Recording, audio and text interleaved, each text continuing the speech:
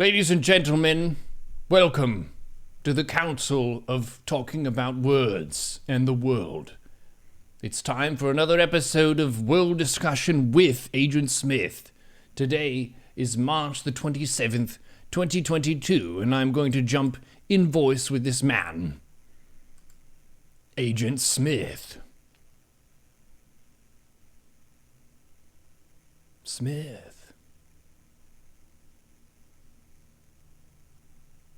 Agent Smith.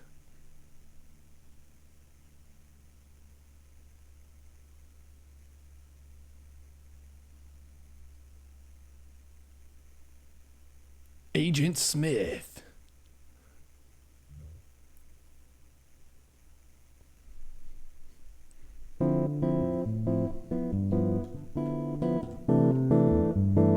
Has anyone seen Agent Smith?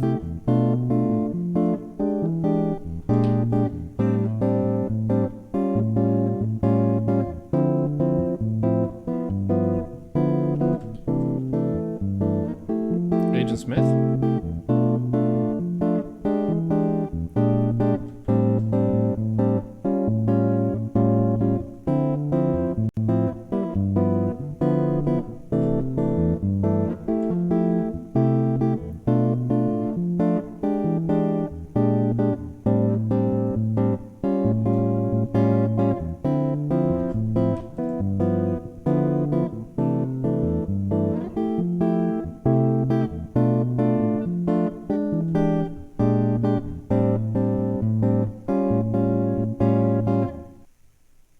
Hello?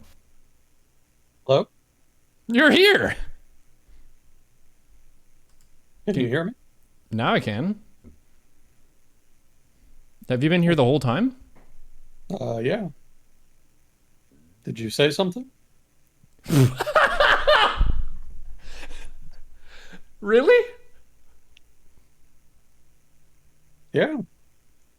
This is like the ultimate Agent Smith deadpan humor episode.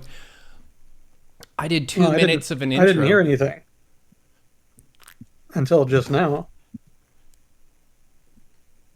Let's just go with the narrative that you were here the whole time, just quietly laughing to yourself through that whole thing where I was trying to find you. I went through multiple scenes around the world to try to look for Agent Smith.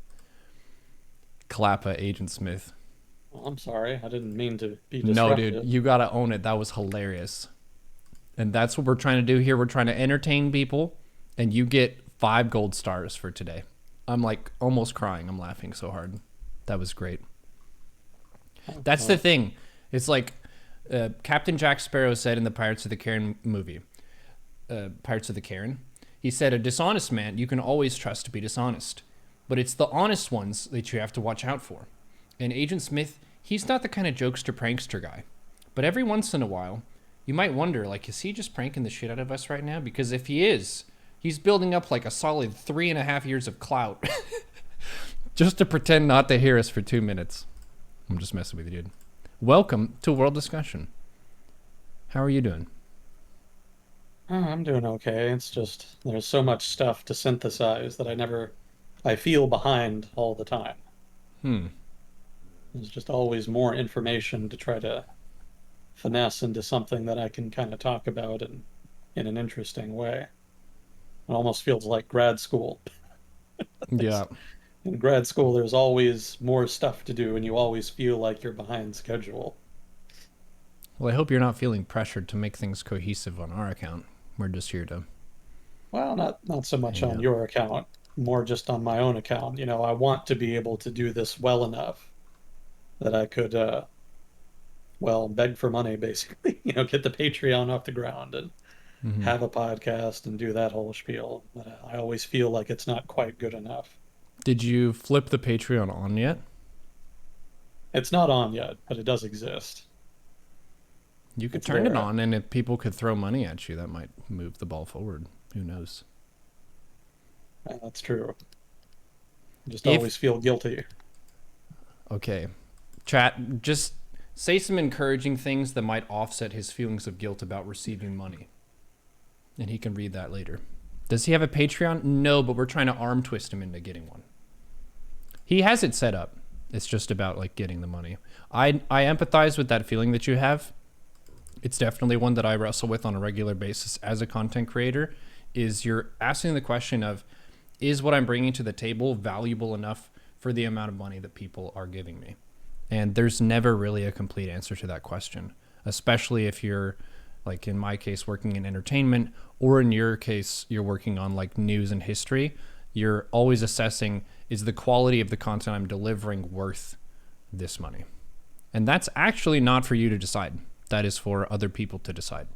Because every time they throw money at you, they get to see what happens from that, and if they get good enough value from that. And if they don't, they can move on to some other investment. So it's actually not something you have to be worried about. That's a fair point. It's never going to be perfect content.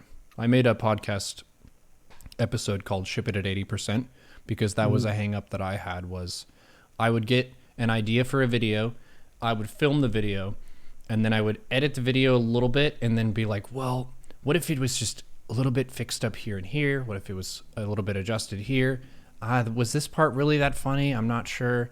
And then trying to launch it at the perfect time. If you always get hung up on those steps, you actually never just ship the video. I had a video that I ended up shipping maybe 5 months after it was pretty much done, just because I was trying to min-max the release of it probably more than it was worth. It would have been better to just ship the video instantly and then work on the next video. So same thing with your Patreon. I would challenge you as a personal challenge to ship your first post when it feels like it's not quite ready to go, just to get the first post out there. And then you can get the feedback from other people about, I wish there was this explanation in it, or I wish you expanded more on this.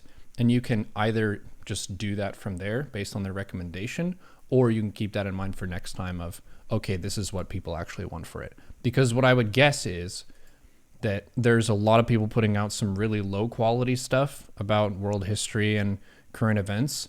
So it's going to be better than most of that shit. Opinion. Well, I'll have to keep that in mind. Yeah. Well, there is a lot of good content out there. There's over the past couple of years, there's been a real flowering of good content on YouTube specifically. So there's a lot of good channels like, what's it called? Kurzarbeit. I hope I'm pronouncing it right. So that's very good. What is it? Kings and Generals. Very good. And there's a lot of sort of, tier 2 history channels that produce pretty good content as well. There's just a whole litany of those. So it's a competitive sphere at this point, more so than it was, 5 years ago. Mm-hmm. So I see those and I think, oh, I really need to up my game here in order to justify my existence. But you're right. If there's a market out there, the only way to find it is to engage in, I guess, a kind of price discovery. You just kind of have to put the content out and see what you get and adjust accordingly. Part of the scuff gives it charm as well. Kind of like how an old house will have this part of it that's like, if you're assessing it based on perfection, it's fucked up. But the way that it's messed up tells a story, and it makes it unique and distinguishes it from something that might be just stock and perfect. So similarly, part of the things that might be a little bit off about your content can give it some charm and make it feel a little bit less manufactured. That's part of why a lot of like really high budget commercials just look kind of surreal and weird, is the quality of the commercial is so ridiculously high and the situations are just really forced that it feels gross to watch, even though it's fully polished content. Like the content that I make is way less polished than a top end commercial, but a lot of people like it because it's an authentic person who's just there like being themselves, and that makes it relatable and it makes it fun. People already think you're cool, dude. Don't sweat it. Well, that wouldn't really be in keeping with my personality. I'm inherently anxious, so I frequently sweat many things. But point well taken. Point well taken. I should just do it and get it out there. One step forward is better than nothing.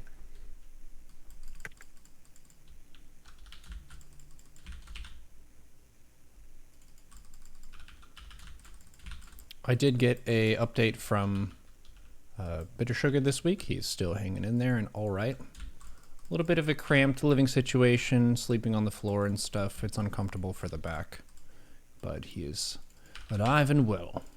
So that's good to know. Good. So did he end up in Poland, or is he still in Ukraine? He's still in Ukraine. He's not in Kyiv proper, though. Gotcha. The reasoning was him. Kyiv was getting bombed too much, and there's very little sleep that you can get. So you need to be underground whenever the shelling is happening, and yeah, it's not the best ambiance for getting your night's rest. Yeah, I can imagine. One of the things that I was looking at this week were some documentaries on Mariupol, which, holy smokes, you talked about the military doctrine of Russia being like, okay, we're just going to shell the target first before we send people in. They are really shelling Mariupol. Yeah. It looks like trashed. Oh, it's more than trashed. The city has been effectively destroyed. You know, the mayor has said as much at this point, and you can pretty well see it in the video and the photographs that have come out. It seems weird because if they wanted to set up a puppet government and stuff, which was our guess, and again, maybe disclaimer time, the guess that we made was that Putin wanted to take the country and then install leadership that was favorable to him, that made it under their sphere of influence rather than just fully conquer it and call it Russia. But if you're just leveling cities like this, you can't use the city without spending a ton of money to rebuild it. Yeah. Yeah, so it's not entirely clear what they're going for here. It could just be that it may just be that they're thinking of it in terms of an exigency of war. You know, they need to take the territory, including the city, and their doctrine says to use indirect fires, and so that's what they do, just out of a sense of necessity. But there's also some talk about them trying to kind of make an example of the city to try to deter other cities they might take from similarly resisting. That hasn't worked yet, but it seems it hasn't really stopped them from trying. So that's another element at play here. There's a certain Genghis Khan style deterrence going on, where they make it apparent that resistance will be met with massive force, whereas surrender will result in a relatively deft touch in terms of how they deal with people. You can kind of see that in Kherson. You know, Kherson was the first large city in Ukraine to fall to the Russians. And, you know, just because of the way the fighting panned out in the south at the beginning of the war, Kherson fell without a significant urban battle. And the city, as a result, is largely intact, at least as of now. So there is some deterrent effect there. I don't think it's going to work. I mean, I don't think anybody in Ukraine is just going to look at that kind of brutality and, you know, knuckle under. It seems they're going to keep fighting regardless. But the Russians, you know, I mean, to be fair, from their perspective, they don't have a lot of other options at this point. You know, again, they're really trying to avoid humiliation at this point. They need to get something out of the war. And it's clear at this point that they're not going to be able to achieve major objectives, at least the ones that they set out with conventional military operations that involve seizing territory and, you know, blitzkriegs through Ukrainian lines and whatnot. It seems that the best they're going to be able to do is consolidate what they already have. And that means taking Mariupol. Yeah, consolidation was sort of the theme of the past week. There's not really any big pushes in Ukraine right now other than the one happening in Donbas. And, you know, that's still in play right now. But other than that, all of the observations that I've read online in the analytical community is that the Russian forces in the rest of Ukraine are just entrenching in their current positions and are trying to hold out. So it seems they've shifted from an offensive posture to a mostly defensive posture. You talked some about potentially having the invasion happen in stages. Does it still look like that's the case, where maybe taking certain territory was stage one, the Kremlin has said some stuff about like, oh yeah, this is totally what we wanted to have for this month of the engagement, which is probably not true. Yeah, I saw that. That was for those that didn't see that, that was the Russian government coming out the past week and saying that actually the first phase of operations, which they say has now concluded, was basically a big distraction. They said that the push on Kiev and the push up from Crimea were actually just misdirection meant to put the Ukrainian army out of position so that they could make their real push in eastern Ukraine to try to take Donbas. Didn't they already have Donbas? They had like half, basically. Because there are two provinces specifically in Donbas that they say they're going to try to quote unquote liberate. One is Donetsk and the other is Lugansk. And those were both the site of the, what would you call it, the separatists in 2014 who tried to break away from the government, which led to the Donbas War and the past 8 years of on again, off again, intermittent countervailing shelling across the ceasefire line. So the separatists were never able to take more than about half of those two provinces. And so now when the Russian government says that it's going to liberate Donbass, what they're saying is that they're going to try to seize the other half of those two provinces. So that's what they're going for. I don't know if you have that map that I sent last week, the UA live map. But on that map, it actually delineates where the separatist controlled territory is. And so they distinguish that from the territory the Russians have taken since the beginning of the war. So it's easy to see on the map just which territories were controlled exactly by the separatists. So that kind of represents the starting line for them.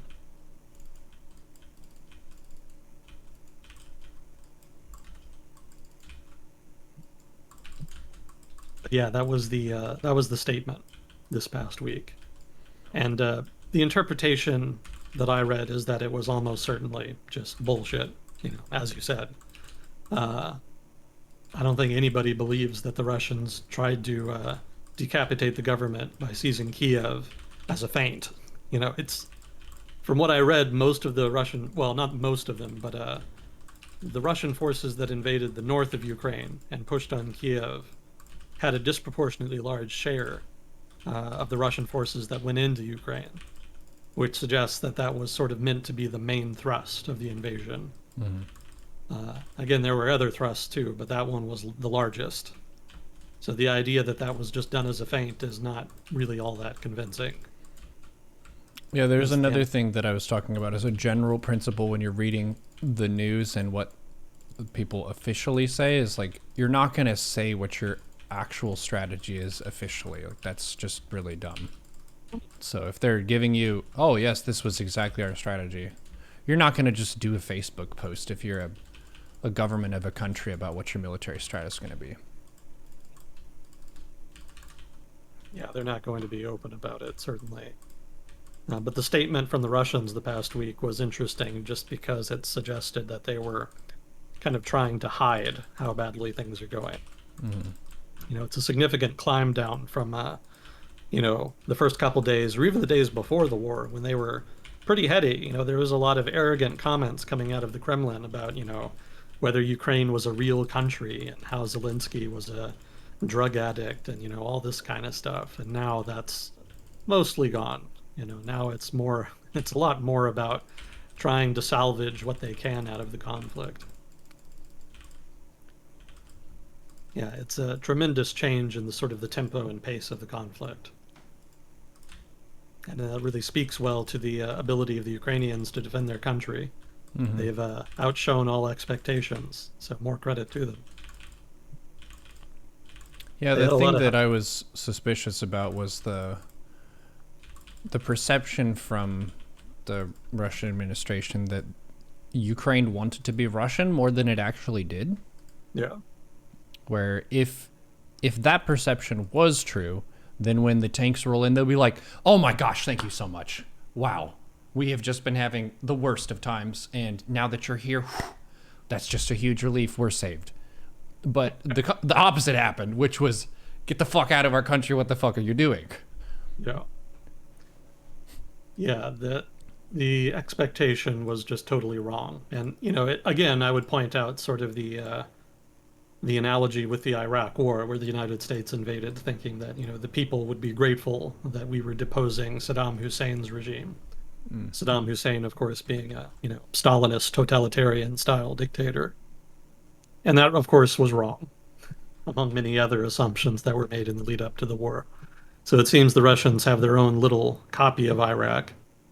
Although, in a way, it's almost worse. Or maybe it really is just worse because, when the United States invaded Iraq, there wasn't really any talk, at least none that I remember, about the Iraqi people being a so called fraternal people, people whom we had deep historical ties with and cultural ties and whatnot. The Russians have said that about Ukraine. And so the war, as a result, in that framing, is fratricidal. And maybe if it had gone well, and if it had ended quickly, then they could argue that we did this for your own good. It wasn't that bad.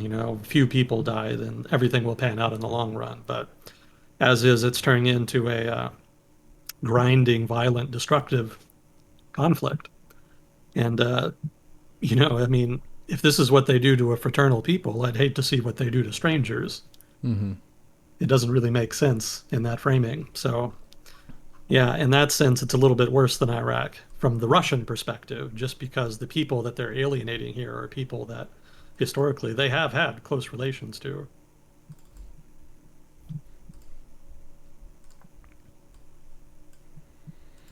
Yep. Well, with their state of logistics as it is, I feel like it would be even worse of an issue if they're going further from home for their campaigns, if they were to invade someone.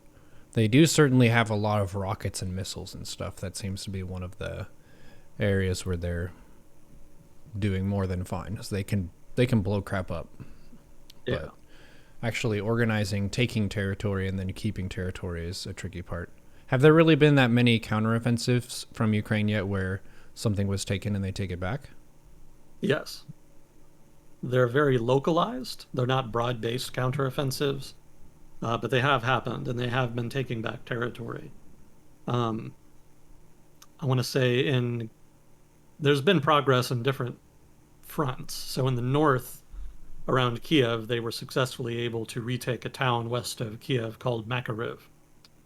And they've been fighting pretty heavily for, I guess it's a suburb northwest of Kiev called Irpin. Irpin is... it's kind of weird. There's a river that runs northwest, along Irpin, I should say. And then on the other side of the river is another town called Bucha, or Bucha. And so they're two separate towns, but they're right next to each other. And if you saw it on a map, like a satellite picture or something, you would just assume it was one town, because it all just kind of grew together. So Irpin and Bucha, or Irpin/Bucha, if you want to call it that, that's been the scene of significant fighting, even from the early days of the war. But now there's significant, allegedly anyway, there's significant Ukrainian counteroffensives there that are trying to push the Russians out. There was also some rumors that they'd successfully cut off the Russian forces northwest of Kiev and had them isolated in a pocket, but that was never confirmed, so I don't think that was true. But they did take back Makariv, and so it seems the Russians are not going to be able to surround Kiev. It seems that the push west of the city has been stopped, and the Ukrainians are sort of in the process of trying to roll them back. The push east of Kiev, that is to say the Russian push that was moving west towards Kiev, that was also defeated, or at least halted, I should say. And they were able to push them back maybe 10 kilometers or so. So it seems that avenue of expansion is also stopped. So those were pretty successful efforts. And then northeast, in the northeastern front, there's been a lot of progress the past week or two. Kharkiv has seen significant fighting. That's been shelled probably just as much as Mariupol has, at this point. And the Russians tried to surround it, but at this point have failed. They were halted, and then there's been counteroffensives the past week or two that have pushed the Russians back pretty significantly, to the point where the area northwest of the city has been pretty much cleared of Russians. Yeah, there was also Sumy Oblast. So there's a city called Sumy, which is the capital of Sumy Oblast, which has been almost surrounded several times. It's not quite fully surrounded, but it's been under continuous attack from the pretty much the earliest days of the conflict. And they've been successfully holding out, and they've actually made considerable progress within the province in containing the Russians. There was one thrust of Russians that pushed west. They basically just bypassed Sumy. At least this particular column did, and they got hung up on a town called Oktirka. And there was significant fighting outside of the city for, I want to say, like 2 weeks or so. And I guess I kind of missed it, but at some point in the past week, that thrust was defeated and cut off, and basically just doesn't exist anymore. Like, I don't even see it on the map. And so that also, I imagine, would have been the result of a counteroffensive that tried to pinch off the rear of that advancing unit. Kind of like what happened with the unit that was advancing on Mykolaiv a couple weeks ago. So same deal there. And the result of that is a significant loss of territory for the Russians.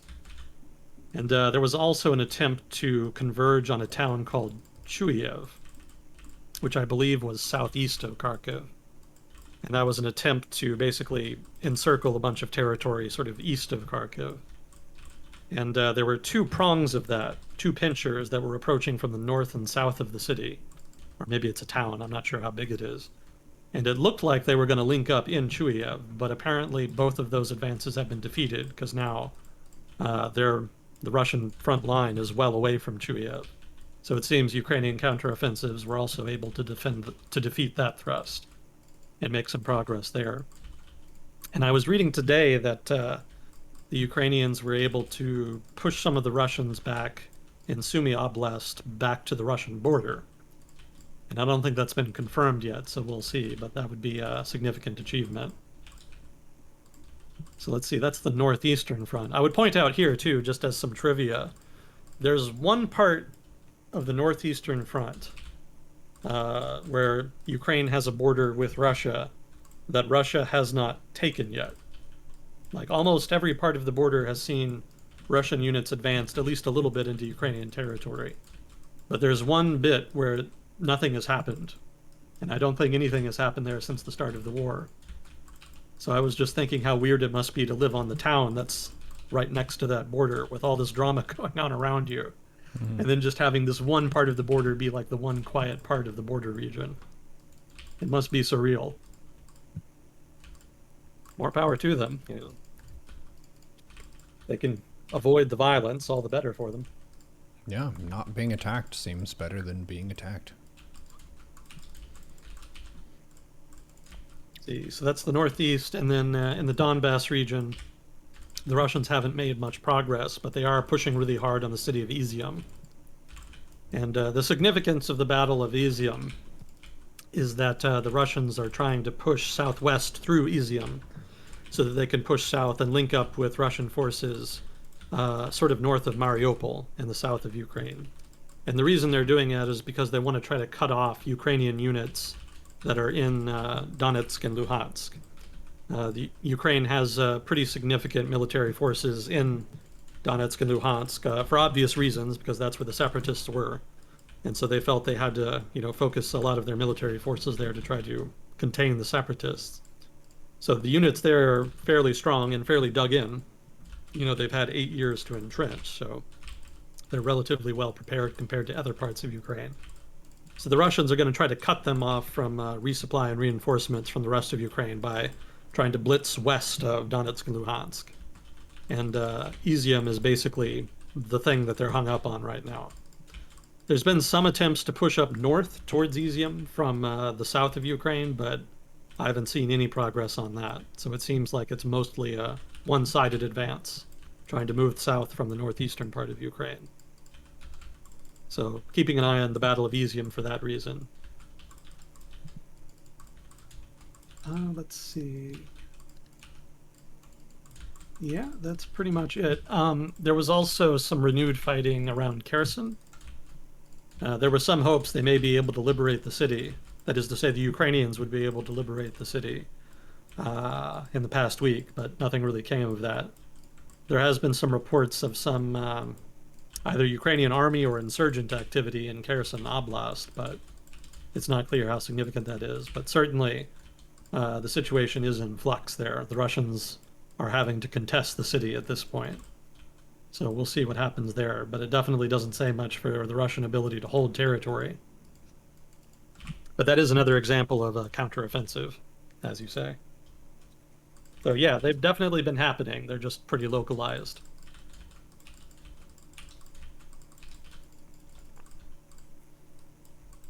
Yeah, there's some question about what they'll be able to do realistically. I mean, given that they've sort of shocked everybody by reaching a stalemate, the question now is where do they go from here?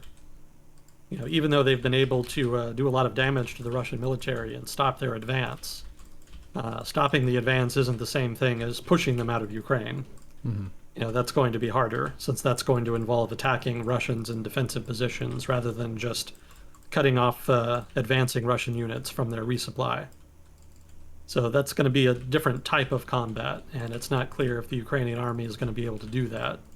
It's almost certainly going to entail incurring greater casualties, and since they're at a numerical disadvantage, it's not clear if that's the wisest course. But it's also maybe the only one, because the Ukrainian government has been unwilling to give some significant concessions as far as the peace talks are going. So it may be that there's going to be a strong desire on the part of Kiev to try to take back lost territory and to hold off the Donbas offensive from the Russians, and maybe even push into some of the separatist territory in order to improve their negotiating position. Yeah, that's the tricky thing is like, what would a compromise look like from the two sides? Because neither side wants to admit defeat. From the Ukrainian perspective, they don't want to reward bad behavior of say, okay, well, we weren't going to give you this stuff, but since you invaded, you can have Donbas and Luhansk. That would be weird for them. Yeah. And then for Russia to give up Crimea or anything, that would also basically look like defeat. Exactly. So what would they actually talk about and agree upon? That's a big question. Yeah, I kind of talked a little bit about it last week, you know, so it's mostly centering on conversations over neutrality, demilitarization, Donbass, and well, there was one other thing. It slips my mind. But basically, that's sort of the gist of it. And right now, they're sort of negotiating degrees of those things. Like, if they're going to be neutral, how neutral are they? Like, okay, they can't join NATO, but can they join some kind of bilateral defense pact with the United States? You know, would that be allowed? Can they have any kind of defense pact with anybody? Would they be able to still buy weapons from the West and get support and advisors? You know, that kind of stuff. You know, there's a whole spectrum, basically, of connectivity to the West that is sort of up for debate. European Union membership also probably also being discussed. So gradations of these things. But at the same time, I haven't really heard anybody say that these talks are, at this point, substantive. You know, there has been some progress, but as you pointed out, both sides have very good reason not to sign a peace deal right now. You know, the Ukrainians don't want to give concessions, you know, partly because they want to protect their country. You know, they want to maintain a large standing army to defend against any future incursions, and they want to be able to liberate their territory from Russian occupation, obviously.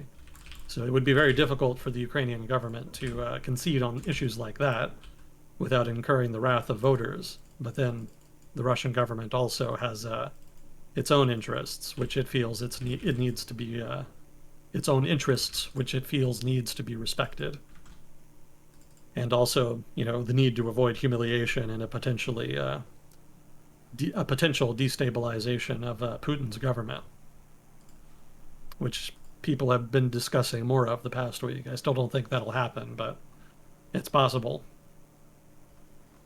So yeah, I don't think the fighting is going to stop for another several weeks. I think that's probably the consensus amongst most of the analysts that I've read. And I've seen some people say it could last as many as several months. I think there's kind of a cap on it. I don't think it'll last like years or anything. The consensus seems to be that the Russian economy and Russian logistics will just not allow them to continue fighting for an extended period of time. There was one, I guess it was a leak almost, but there was a statement that was leaked that suggested the Russians, no, that's what it was. Allegedly, the Russian military told their officers in Ukraine that there was a deadline to end the war of May something. I think it was May 9th. And I wouldn't think much of that because, the Ukrainian government has been pumping out its own sort of propaganda of various types. So this could be one of them. But this one had a little more credibility because it actually tracks with something that was in one of the FSB whistleblower letters, which we talked about. And one of the things he said is that the Russian government needed to end the war by May, or the economy would just implode, basically, or at least the economy just would not be able to support operations beyond that point. So for that reason, I gave it a little more credibility. So it could be that there's something of a soft or maybe even a hard deadline for the Russian military to try to do what they can by May. And then after that, it may be that they're willing to make significantly greater concessions in any potential peace talks to avoid a potential rout. So that could be nothing. That could just be conjecture, but that gives you an idea of how important, sort of the economic and logistical consideration is here, and that the fighting probably, for those reasons, will not last beyond a couple months.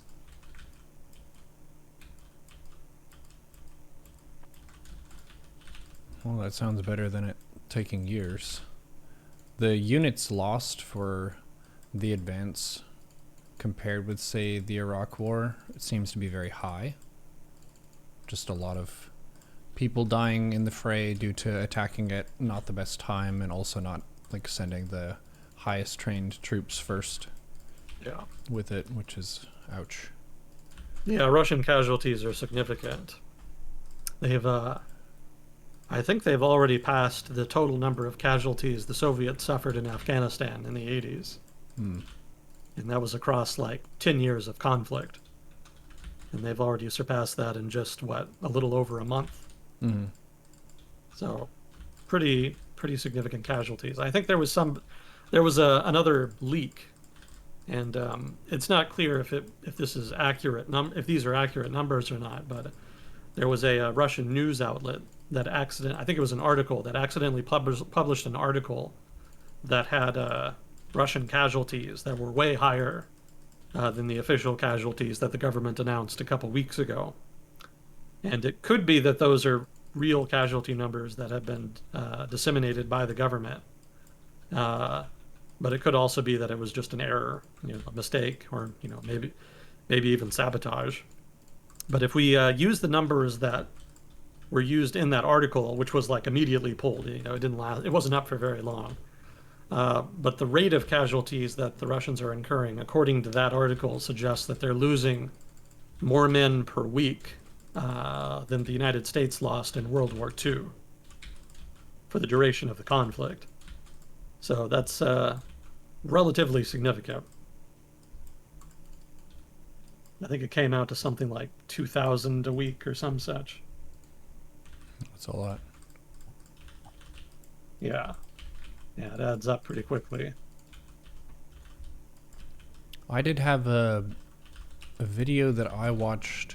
It was more of an opinion piece, I think, but it was talking about how the way that oil has been traded with US dollars, if that changes, they had a very strong position, which was that the US dollar is going to collapse and never be the same again, kind of a thing. But I think Saudi Arabia or something is not going to be trading all of their stuff in US dollars anymore. Do you know anything about that, and if that's like a legit worry for people? There was some talk about them selling in yuan a while back, but I don't know how substantive that was. I don't think anything's come of it since then. Certainly if they're selling to the US, they would be taking dollars, since that's a acceptable reserve currency. But yeah, they're right that oil is generally bought and sold in dollars. That's just easier that way. Dollars are readily available. It's a very liquid currency, so it's easy to get a hold of and it's relatively stable. But yeah, there's also been a lot of talk about, oil potentially not being priced in dollars and therefore crashing the value of the dollar. And that's always just been wrong. It's never been an accurate assessment of, how the dollar is valued. We've talked a little bit about it before, although I guess it's been a couple years. There's this idea that the dollar's value is based totally on pricing of the pricing of oil, or oil being priced in dollars rather, as well as things like defense exports and whatnot. And there was some truth to that in the 1970s, which is why people believe it. There was something of a debt crisis in the 70s for the United States, and the only way that they could kind of resolve that was by pushing Middle Eastern oil exporters to use their petrodollars to buy U.S. treasuries, which resolved the issue. There was kind of more to it than that. It kind of ties into oil sanctions and Israel and blah, blah. But the Cliff Notes version is the United States government leaned on them to buy treasuries, and that floated U.S. debt and prevented a potential breakdown in international trade, which was mostly dollar-based at that time. Still mostly dollar-based, but there's other competitors now, like the Euro and whatnot. But the thing about that era is that it was just completely different. Like the whole mechanism of international trade in the 1970s was radically different than the one we have now. Mm-hmm. In the 1970s, or at least in the early 70s, they still had the Bretton Woods system, which was a system of international trade which was pretty heavily managed. It was predicated on a sort of pseudo gold standard. The dollar was pegged to gold. In other words, it had a sort of fixed value relative to gold. And then other currencies around the world pegged their currencies to the dollar, not to gold, but to the dollar. So it was sort of like a gold system, but with like 1 degree removed from it. Mm-hmm. So the dollar was basically the de facto mainstay of the system. But in order to make sure that exchange rates were stable, they had to have a fixed exchange rate regime. And so everybody cooperated to make sure that currencies didn't fluctuate very much. And that effort was matched by, and partly supported by, a pretty significant capital controls regime. So it wasn't nearly as easy back in the 70s to just take money from one country and invest it in another. You had a lot more hoops you had to jump through. And it was pretty common for capital flows to be choked off or even stopped in order to ensure that the fixed exchange rate regime was not challenged or threatened. And it worked for a while, but eventually it just became very unstable. The United States spent a lot of money as part of the Vietnam War and the Great Society program in the 1960s. And that put a lot of inflationary pressure on the dollar. And of course, if the dollar is losing value, then that means that if fixed exchange regimes are going to be maintained, then other countries have to either devalue their currency in order to match the U.S. devaluation, or the U.S. has to basically take steps to stop devaluing the dollar, basically stop spending so much money.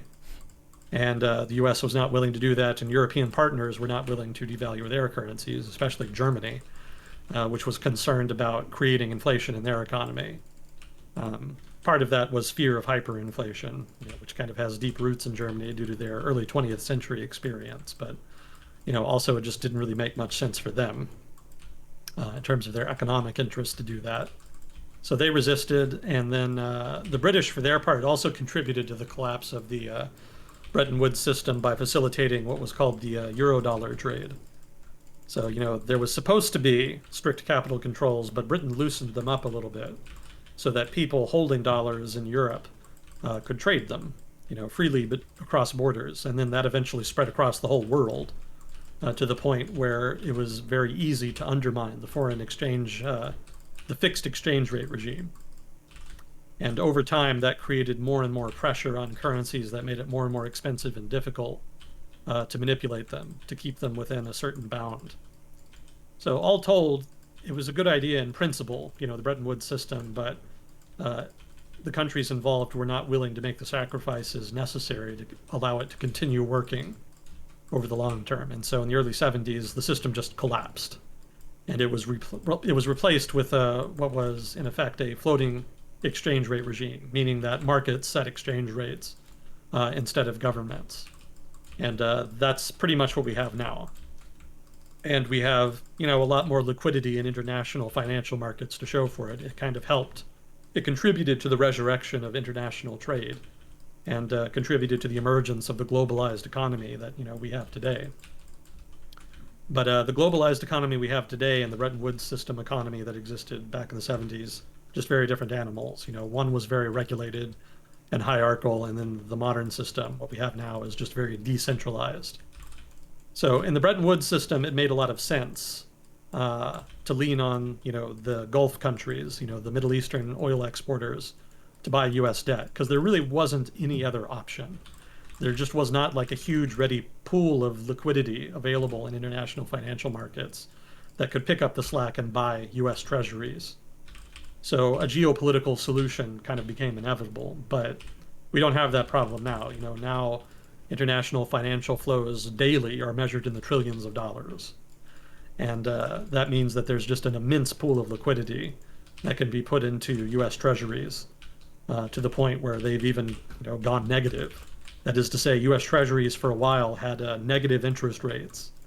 I want to say like 2009, 2010, after the financial crisis, basically. Some of that is quantitative easing. There's definitely been an injection of liquidity, since 2008. And then, of course, during the COVID crisis. But also, there's just a genuine, legitimate increase in financial flows stemming from global economic growth. There's a lot more people in the global middle class, as well as the global upper class, for that matter, who have money to save. And so that means that total savings available for investment and international flows are just way greater than they've been probably ever, at least in absolute terms, if not also in relative terms. So the U.S. treasuries are not going to collapse anytime soon, is what I'm saying. And that's a much more important determinant of the dollar's value than oil, which is why I say that oil not being priced in dollars is not going to make much difference. Beyond treasuries, there's also the fact that the U.S. exports a lot of stuff. And so if you have dollars, then you have U.S. goods that you can buy, and those goods are desirable. So that means that there's kind of a baseline value to the dollar, in terms of the attractiveness of U.S. treasuries and in terms of the quality and quantity of U.S. exports, which, contrary to popular belief, actually are pretty significant. The United States is still a major exporter. Manufacturing firms don't employ as many people as they used to, and there's been a lot of factory towns that have basically imploded, creating a lot of misery. But that's not the same thing as saying the U.S. is no longer an export leader. It still is, and in a very broad range of categories. So until one, if not both of those things changes, the U.S. treasuries and exports, the U.S. dollar will continue to be fine. Those two factors are sort of the cornerstone of the U.S. dollar's value, regardless of oil.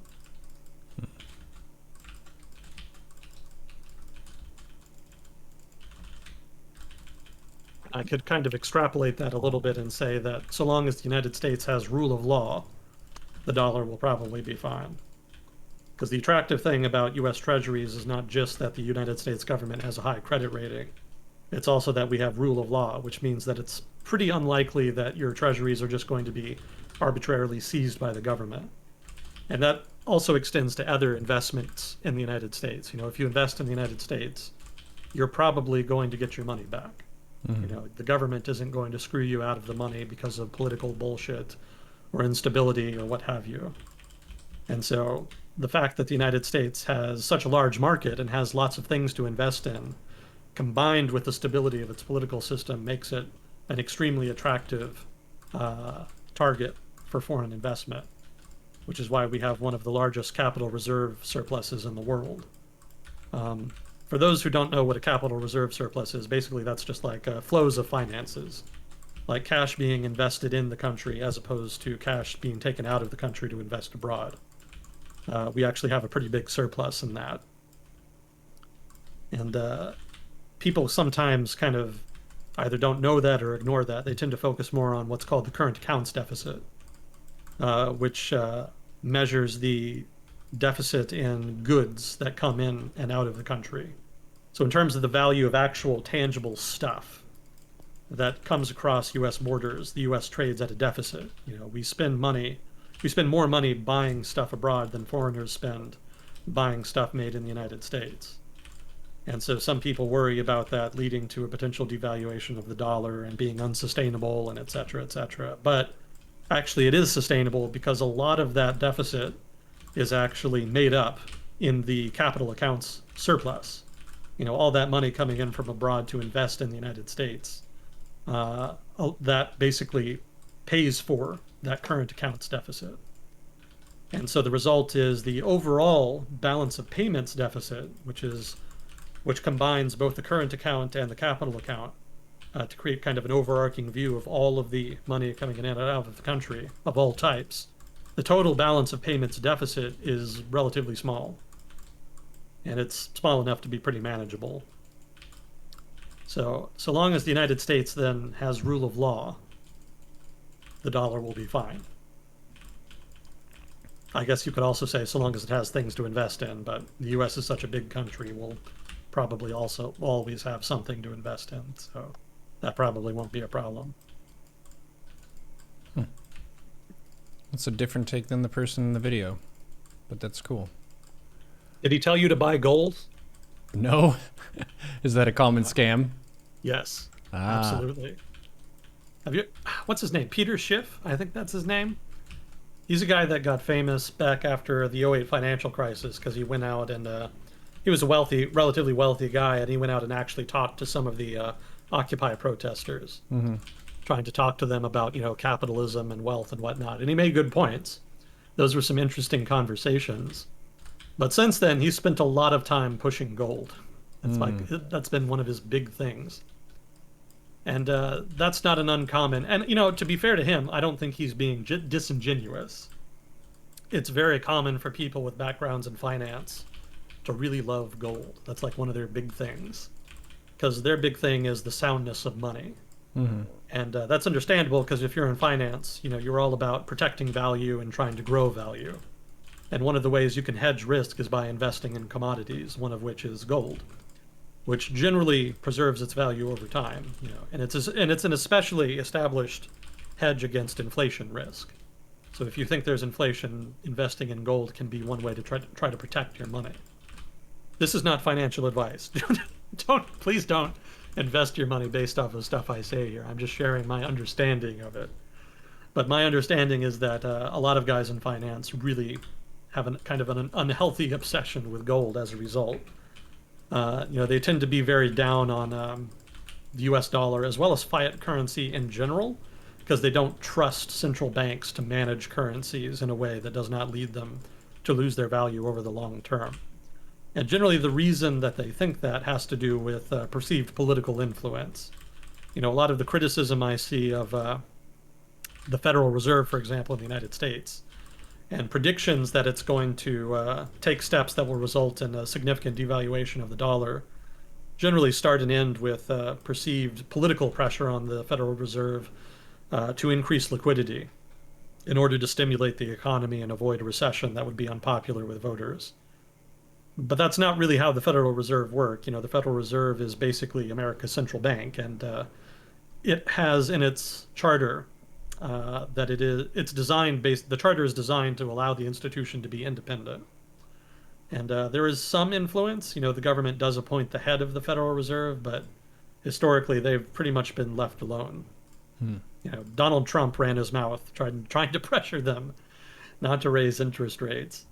But that never really went anywhere, at least as far as I remember. So just chalk that up to Donald Trump being Donald Trump there. But beyond that, no significant political interference that I'm aware of.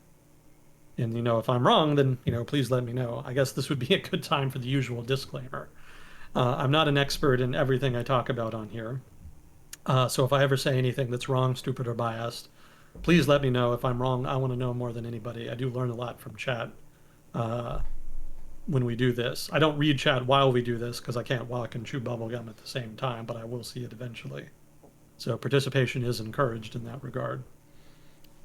We do have Fuzzy Cord taking questions today, and there are already a few from the chat. There's one that I can see now asking if you've covered America's debt. I don't get the deal with it or how the U.S. is going to pay it. My initial guess, before Agent Smith gives his smarter answer, is that a nation's debt is not the same as an individual's debt, where if you don't pay it, then you're going to get evicted.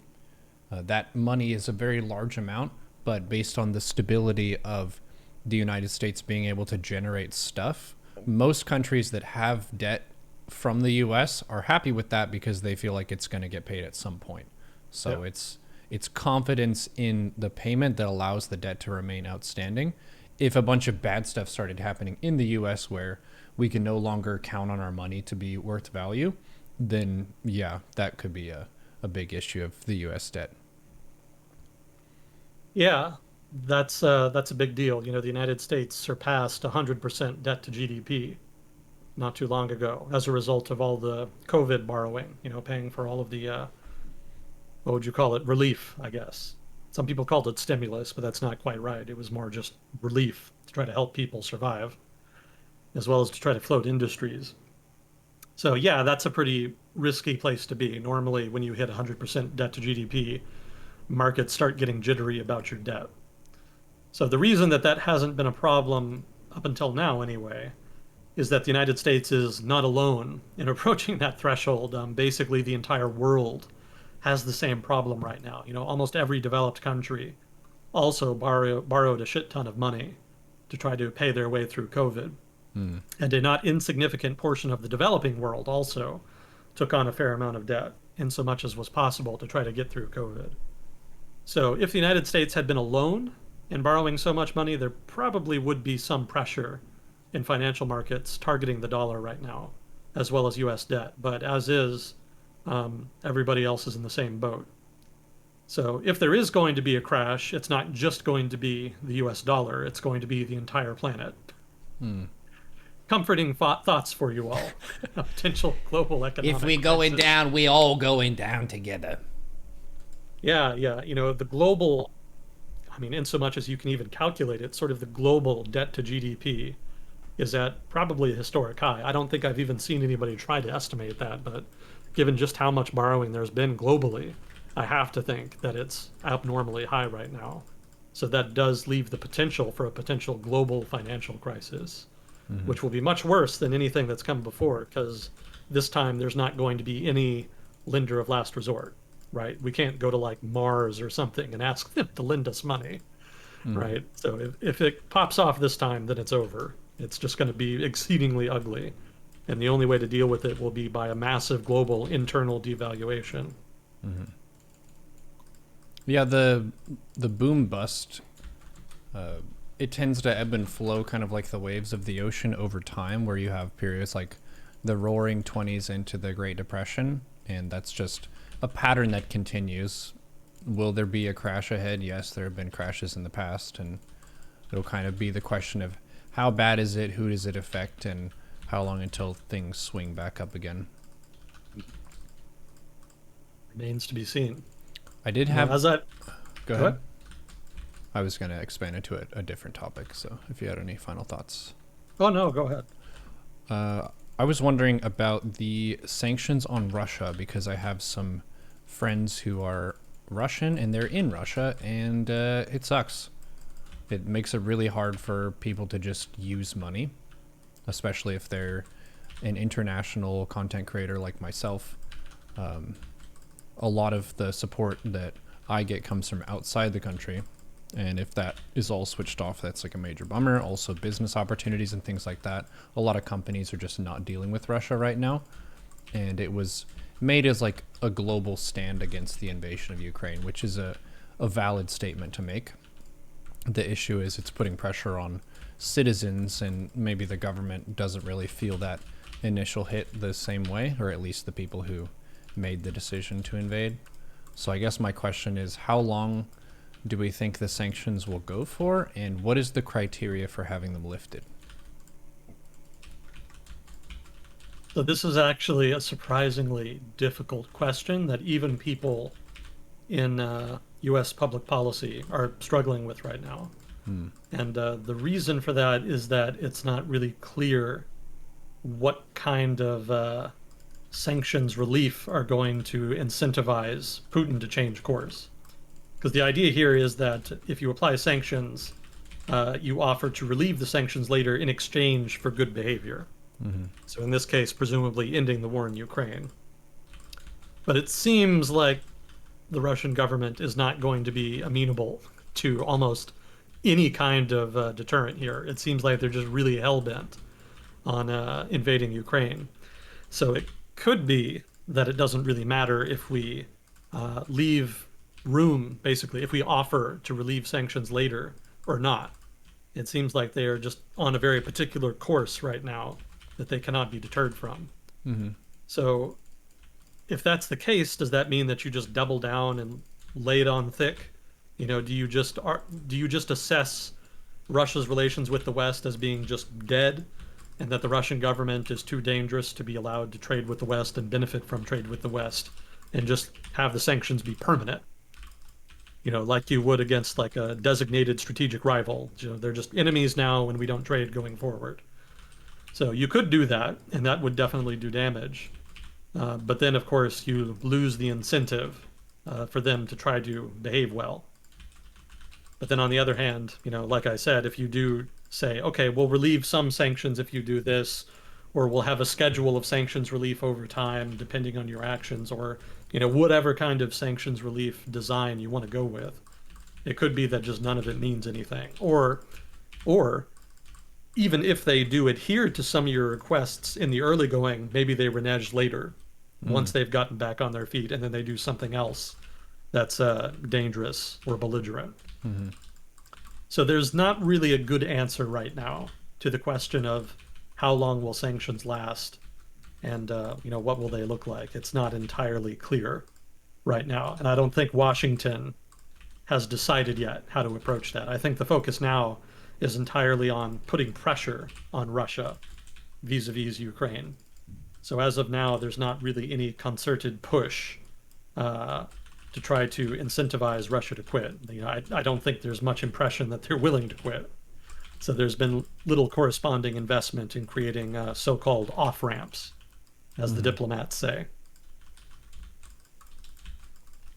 Off-ramp, a way that you can get out of whatever your pattern of behavior is into something else. Yeah. Yeah, as one of the diplomats I read online said, off ramps are only useful if the guy driving actually wants to get off. True.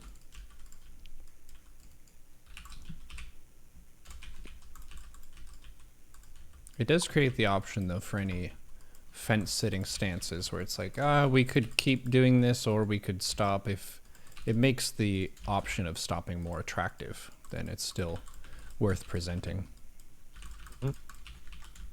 And it also could just get the conversation started too, because that's the other question that is hard for us to read, especially as people who are not from Russia, is like, what do the critics of this war have to say, and how much sway do they hold over this whole process? Because no one person has complete power. It seems like Putin has a whole lot of power. Yeah. But there is a limit at some point. It's interesting to kind of see a country like North Korea have the dictators for so long. Kind of makes you wonder, like, what would a potential Russian shift in leadership look like? I don't know. Yeah, nobody knows at this point. I mean, yeah, Putin has a very strong hold over the Russian government. The power of the oligarchs in Russia has been oversold. We talked a little bit about that last time. Most of the power is held by national security guys who have a background in like the FSB or the KGB, what have you. Putin has gone out of his way to put people he has been close to or have similar backgrounds in the most powerful positions in the Russian government, as well as powerful positions in the private sector. And so the power of the oligarchs, or more accurately, the oligarchs that survived the 90s and aughts, has been significantly curtailed, and they're probably not powerful enough to really actually challenge the authority of the Russian government at this point. Now, I would add, since I didn't mention this the last time we talked about this, that a lot of the Siloviki, the national security elite in Putin's government, a lot of them are immensely wealthy to the point where some of them are probably as wealthy as oligarchs. So I would, in terms of terminology, I would distinguish between traditional oligarchs from the 90s who hold stakes in significant industries, usually metallurgical, and then, as opposed to them, the Siloviki elites, who also, own billions of dollars worth of assets, but who generally own those assets in things like state-owned enterprises, like the defense industry, the oil and gas industry, etc., as well as peripheral related industries. So these are sort of two separate groups. Both of them are sort of economic elites in the sense that they own a lot of assets, but they have much different degrees of power within the context of Russia's politics. So I don't think anybody really can challenge Putin right now. Mm-hmm.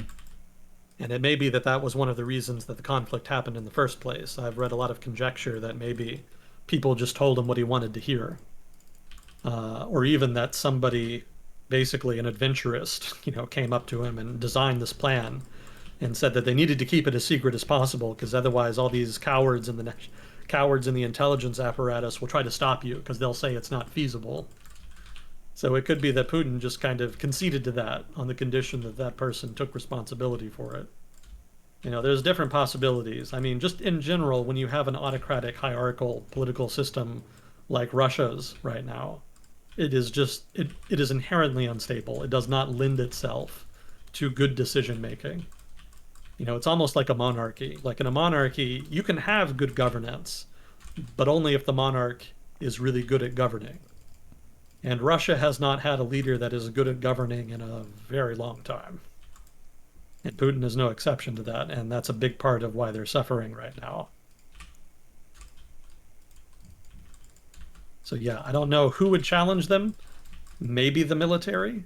There's been reports of a lot of officers and soldiers in Ukraine whom are very dissatisfied with their leadership right now. There was one guy, you probably heard of this, but there was one guy who was a colonel, a brigade commander, who was run over by one of his own soldiers riding in a tank. Whoa.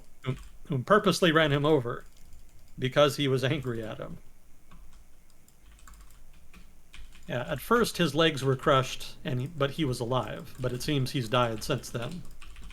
So that's what the U.S. Army used to call fragging. Mm-hmm. So it could be that something like that happens in Russia. It could be that somebody in the military hierarchy finally gets tired of the government just pissing away the lives of soldiers and does something about it. Yeah, I guess that's a factor that we've talked about before, which is to rule, you need to have the monopoly on violence. And the military is obviously the designated department for dispensing violence when needed. So they would need to take a pretty strong stand, because that's one of the things that's really been eye-opening for me, is just like the risk and threat of a Russian citizen speaking out against the government or the government's decision and getting fine or jail time. Like, it's not really a good time to go to a protest due to that sort of rule. You're at a great risk to yourself if you contribute in something like that. Whereas if you're the military, you're already kind of ready for combat and you're not as easy to arrest. There are some other countries that sort of had a military coup like that. Was Egypt like that, or did he step down as a result of the mass protests? That's like, you talking about the Arab Spring? Yes. Yeah, that was Mubarak.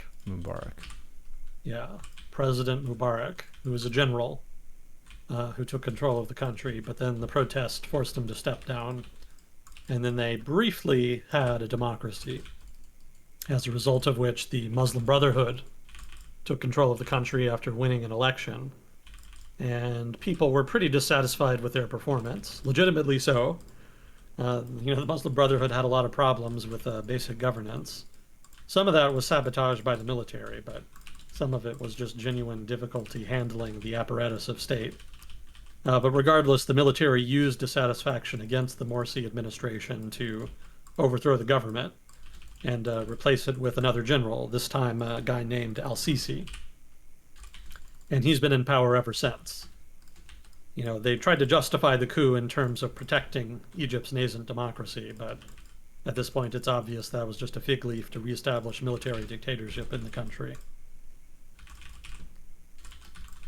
But yeah, it doesn't quite fit here because the military in Egypt never took control of the country because of dissatisfaction with the government. Well, actually, that's not true. Because they overthrew the monarchy in the 50s because they saw the monarchy as being too close to the West. They saw it as a puppet of the West, actually. So, yeah, I guess you could argue in that case dissatisfaction led to a coup and military control. So some parallels there. But I don't think it's likely in Russia, just because the national security apparatus, specifically the intelligence agencies and former intelligence agents in government, like the Siloviki, they have always, all throughout Russia's history, been very aware of the need to keep tabs on the military to ensure it's loyal. And because of that, they've gone out of their way to try to neuter the military as an institution, at least in so much as it's an independent institution, independent of other agencies of government. So as a result, the military is pretty well under the thumb of people who are loyal to Putin and Siloviki. So it's relatively unlikely that there's going to be a coup from the military, or at least led by the military. If it's going to happen, I think it would happen because mid-level officers led the way. So not so much generals upset with the government leading a coup, but rather colonels upset with the government leading a coup. Mm-hmm. So that is much more likely, I think, than anything happening in terms of generals betraying the government. But even that isn't entirely likely. It's just more likely. We may have talked about this before, but there's a book called Why Arab Armies Lose Wars. I think that's what it was called. Maybe I'm misremembering it. I feel like I want to say it was written by Martin Van Creveld, but I could be wrong on that too. It's just been too long since I've thought about it. The Middle East hasn't been the center of attention for a while, so my memory is a little fuzzy. But the gist of the book was exploring why Israel was perpetually able to defeat Arab armies that were generally larger than Israel's army. And one of the major arguments in the book is that Arab armies were designed in such a way, as an institution, Arab armies were designed more to be loyal to the government than they were to be professional militaries. So the concern was not how capable and how professional can we get our officers to be. Rather, the concern was how do we ensure that none of these guys turns their guns on the state. So as a result, competence and intelligence was not rewarded. Instead, it was sycophancy and loyalty that was rewarded. And the result is that the officer corps in a lot of Arab armies was not very good. It was not very capable. And so that put them at an immense disadvantage vis-a-vis Israel. So that's significant here because guess which army Arab armies was modeled on? It was the Russian army, right? It was the Soviets. Soviet advisors went in, they helped them design their armies as an institution, and they largely designed them to be similar to the Soviets. Now, some of it was self-interest, too. Some of it was convergent evolution, if you like. But Russian advisors definitely played a role there. And we can see here the Russian army suffering a lot of the same maladies. So that's just an illustration of why officers in the Russian military, as well as militaries modeled on the Russian military, have historically been somewhat subpar. Loyalty is an important stat, too. It's an interesting assessment of how you cultivate loyalty. Loyalty through excellence at one's craft, that you are trained so well that you ought to be loyal, versus we select you based on your loyalty level and promote you based on your trustworthiness. Yeah, that's the gist of it. Yeah, basically you try to find guys who are politically reliable, but also, I don't want to say dumb, but let's say lack initiative. You don't want guys who are going to think for themselves and do things that they were not told to do. Because if they're willing to take initiative on the field of battle, or just even within the context of military bureaucracy, what if they take the initiative in terms of politics? Then you have a problem. Yeah. So better to try to filter out the guys that show initiative and just have guys that do explicitly what they're told and nothing else. So it's a kind of evolutionary filter, right? You try to pick out the guys you think have the strongest traits for loyalty and, I guess, indolence almost, rather than focusing on hiring guys who show initiative. So over time, the more you do that over the course of years, the more your military is filled out with people who are basically just incapable of doing anything that is not explicitly written down as an order. Mm-hmm. Yeah, that's one of the things that looked like an issue for Germany near the end of World War II, which was not trusting the generals and everyone to kind of make their own calls, but wanting all the calls to come from the top, and how that really limits your expertise in many different categories, because the people at the top who are leading the country, they don't have the field experience and stuff to make those like particular calls about, okay, the terrain, what the enemy has, the state of our troops and all of that kind of stuff. The people who are going to be able to make that decision best would be pretty far away from the voting and the offices and all those kinds of things. Yeah, this is a problem that kind of permeates the Russian military from the top down. So it's not even just officers.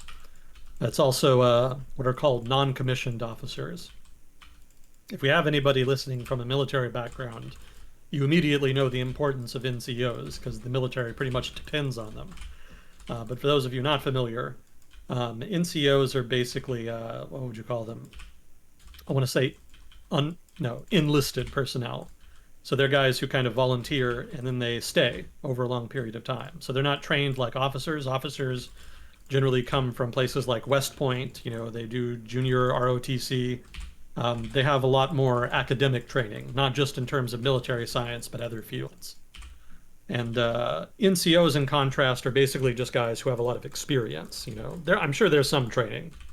People with an actual military background, would know better than me, and I would encourage them to kind of post in chat and keep me honest on this. But in general, NCOs are not so much trained as they are built through experience, right? You have guys who have fought, they want to stay in the military, so you let them, and then they're able to kind of teach newcomers, the ropes, how to do this, how to do that, how to do the paperwork, just all the little things that a military as a bureaucracy needs to function, both on the field of battle and in peacetime. NCOs deal with all of that, and their experience is just absolutely invaluable, because otherwise everybody just constantly has to learn everything from scratch, which would be a huge pain in the ass for just everybody. So NCOs are vital, and teaching them how to show initiative in combat is one of the reasons why Western militaries are so effective, because NCOs are very local, right? They're not guys sitting in an office somewhere who are trying to lead from afar. They're people who are in combat, but because they have so much experience, they know how to use their skills best, and because they're allowed to take initiative, they can exploit opportunities as they arise rather than waiting for approval, which may not arrive in time for them to take advantage of an opportunity. Russia does not have this. NCOs in Russia are not very experienced. They're not retained at nearly the same rates as the West, and there's not nearly as many of them as in the West. And as a result, they're just not as capable in combat. And then even worse is that they're not trained to show initiative at all. The way the Russian military works is that you have to wait for an order. And when you get the order, you have to follow it to the letter. You're not allowed to go off track at all.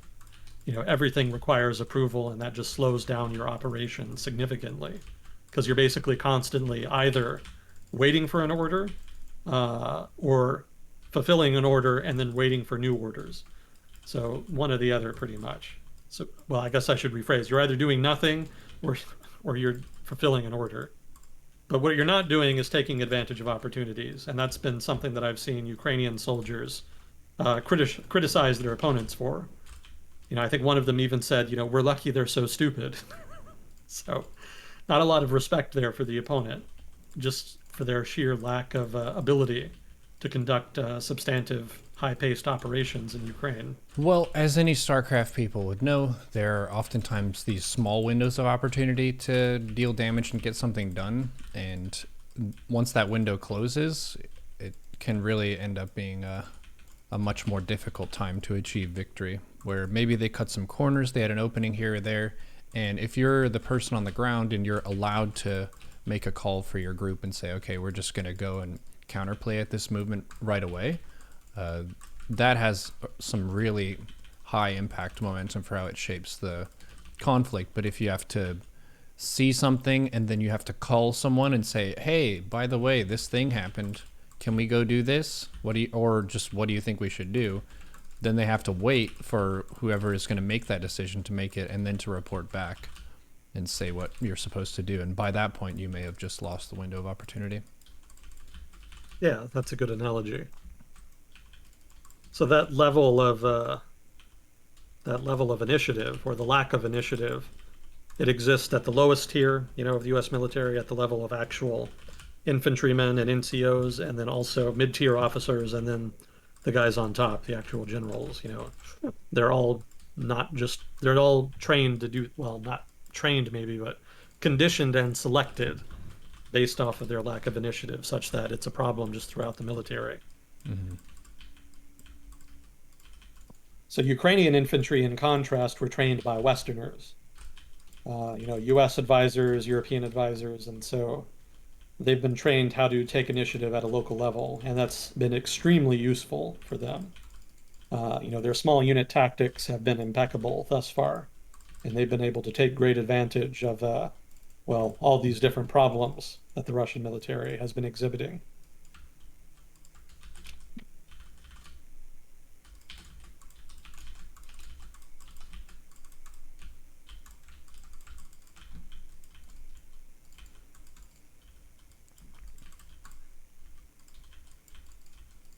Yeah, I've been trying to create like a list of problems that the Russian military as an institution is having in Ukraine. And so some of the updates I had from the past week, uh, there's a lack of casualty evacuation or combat medical systems, which is probably making casualties worse. Their precision guided munitions have not been very accurate, and they've also had a lot of mechanical difficulties. There was one source who said, this was a U.S. government source, said that Russian precision guided munitions rather, have had a 60% failure rate. And those failures take the form of either failures to launch, failures to hit the target, or failures to detonate on target.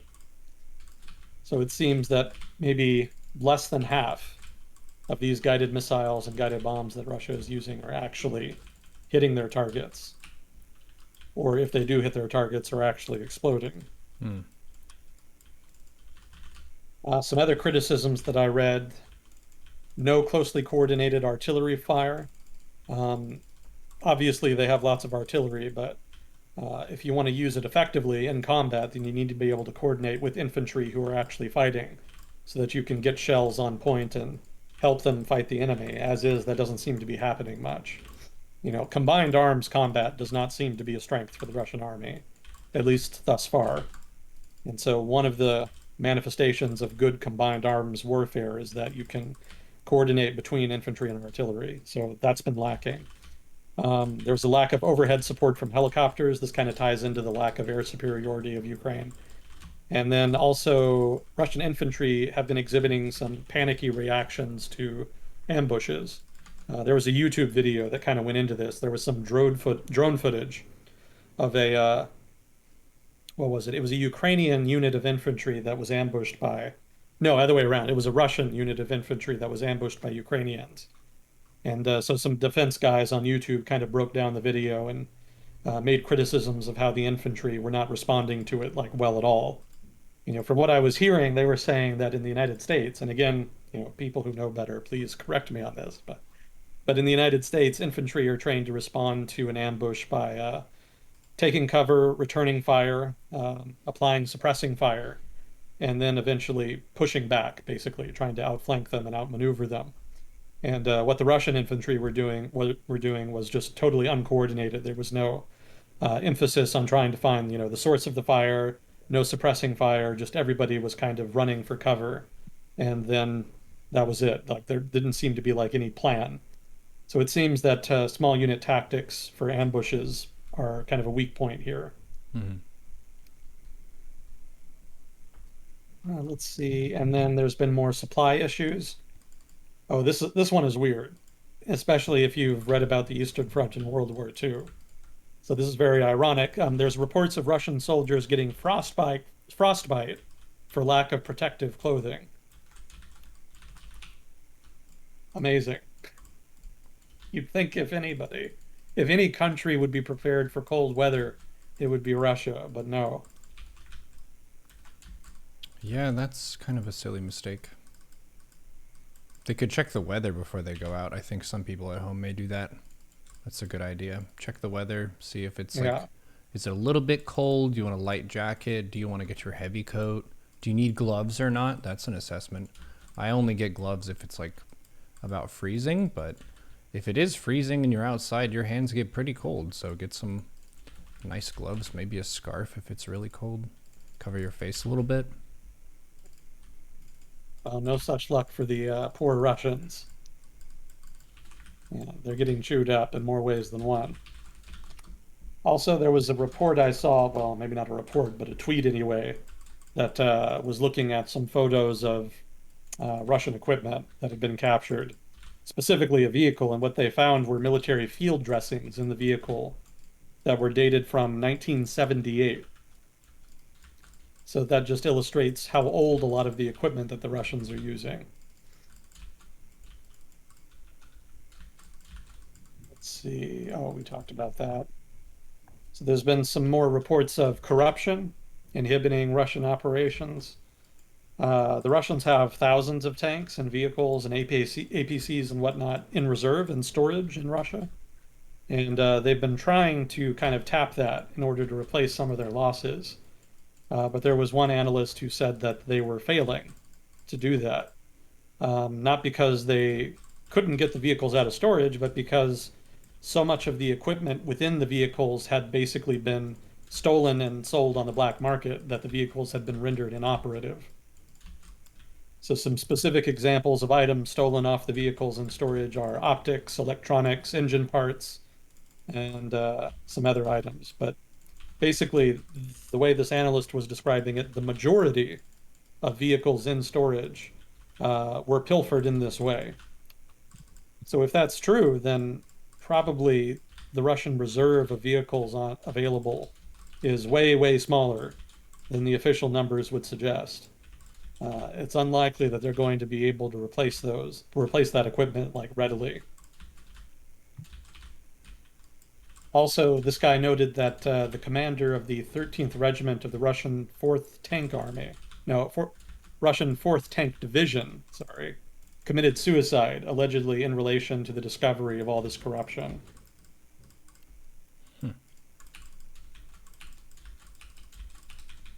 And then communications is still a problem for the Russians. One of the things they did is to make up for their, the lack of a proprietary communication system that the Ukrainians weren't jamming anyway.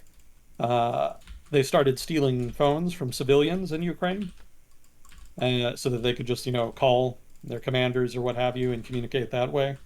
The trouble is that the civilians who had their phones stolen reported the phones being stolen by the Russians to the Ukrainian government, and the Ukrainian government used their information to tap those phones, which then became a ready source of intelligence for the Ukrainian army.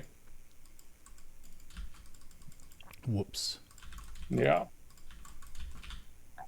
Anyway, this is just the stuff from the past week. The list I have from the past month is even larger. So there's just a lot of basic mistakes being made on the part of the Russian military. Well, just trying to assess the ambition of the project.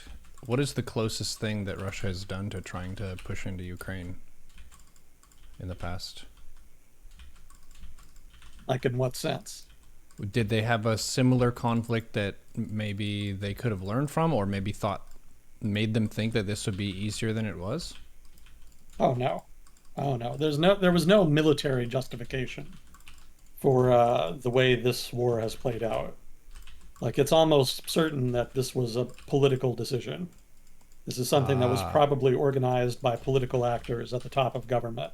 so it wasn't so much that military people looked at the military and they're like, "Hey, this looks good to go. Like, we should do something with this." And they're like, "All right, what can we do?" And then they find a target or whatever. It was more of a political idea that they're trying to make work with the military that they have, but it wasn't as though they prepared for a long time to make sure everything was fully ready for this kind of It a play. seems not. Yeah. Yeah, it's they were building up forces for months, but it seems that they still, even then, with all of that time, did not think they needed to build up a significant amount of supplies for the invasion, which illustrates that they thought it would be easy. And again, kind of like what we were talking about earlier, the reason they thought it would be easy is because they assumed people in Ukraine hated their government and would rise up and join their Russian liberators. And that's the kind of insipid assessment that you would expect somebody with no background in the military or in intelligence analysis to make, which kind of suggests that it was probably somebody like Putin or one of his cronies that came up with this whole scheme. Because if you're a seasoned military person, you're going to have lots of memories of when just shit goes way afoul from what the initial plan was. And that would be kind of more in the reference bank for if someone is making some zany idea. Is if you've been there and you've been like, well, it could actually end up being a shit show for these reasons, then yeah, you're not just going to rush headlong into it. Yeah, exactly. But there doesn't seem to be much in the way of institutional learning on the part of the Russian military from past mistakes. And there haven't really been mistakes this bad, that it could act as a template. Before, the Russian wars that have been fought since the collapse of the Soviet Union have been in Georgia, Chechnya, and kind of sort of Donbas and Crimea. And that's about it. And pretty much in all of those cases, they were able to just bring superior numbers to bear and overwhelm defenders. And the defenders were generally pretty weak and didn't have nearly the same level of technological sophistication or other military assets available to defend themselves. So there was an immense asymmetry in power that the Russians were able to exploit in those conflicts. They have not been able to enjoy the same advantages in Ukraine. So that's another reason that they've been kind of getting chewed up. Mm-hmm.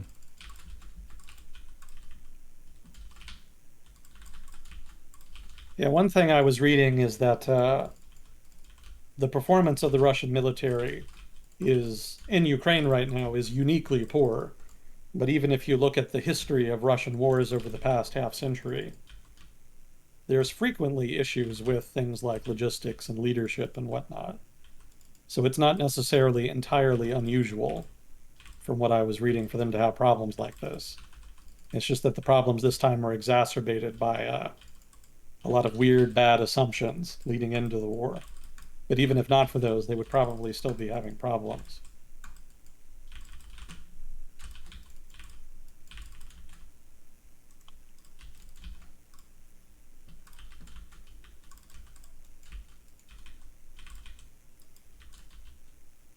Let's see.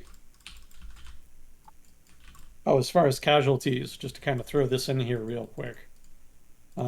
So one of the estimates, and I think it's pretty reliable, suggests that the Russians have lost a total of about 40,000 of the original 190,000 invasion force as casualties. So casualties refers to both deaths and injuries. So that's a pretty significant chunk of the initial invasion force that's been knocked out. And it could possibly be higher, I'm not sure. But 40,000 is not an unreasonable estimate based off of OSINT intelligence and based off of what's been reported from the Ukrainian government. You can control for the Ukrainian government inflating the figure. They almost certainly do. But comparing that with OSINT numbers, you probably end up with about 40K. That's not an unreasonable amount. So that's probably the reason the Russians are having to kind of really desperately search for manpower right now. There's lots of reports of units being pulled in from other parts of Russia to be redeployed into Ukraine. And so this is a big part of the reason for that.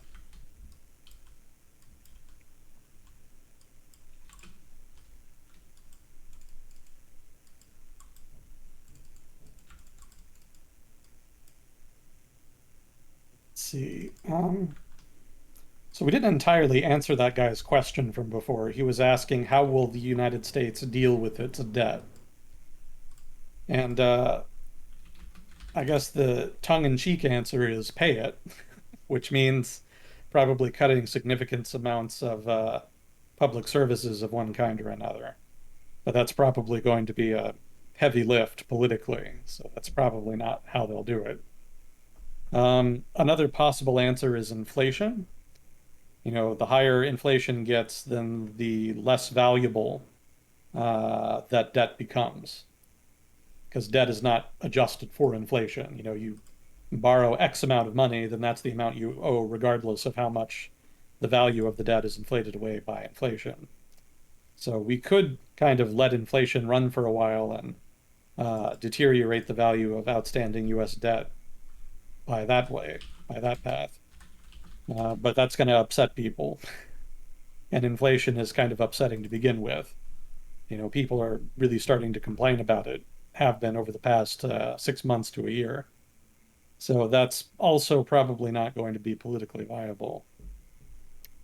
So I'm not entirely sure what the game plan will be exactly, but it's probably just by necessity going to have to be a mix of a whole bunch of different things. There's probably going to be debt forgiveness in some cases, if they can negotiate it in exchange for other things. There will be some inflation inflation will eat away some of the value regardless. So that'll play a role. And then they'll try to pay what they can, but they'll also probably try to restructure the debt.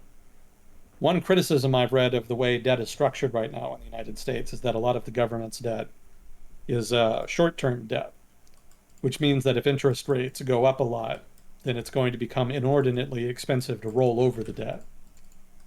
Rolling over debt just refers to borrowing money to pay off previous debts. So, if you borrow money and you have to pay it off in 6 months, what do you do if you don't have the money to pay it back? Well, you can borrow more money to pay that off. So that's called rolling over the debt. So if the debt is short term, then you're going to be a lot more exposed to the risk of interest rate hikes. Because if you borrow money for 6 months at 2% and then you need to borrow money again later to pay it off, if interest rates rise and you have to borrow at 6%, then that's actually going to cost you pretty significantly, especially if you have to do it over and over again. So rolling over debt, short-term debt, is more risky than rolling over long-term debt, which is less exposed to interest rates fluctuations.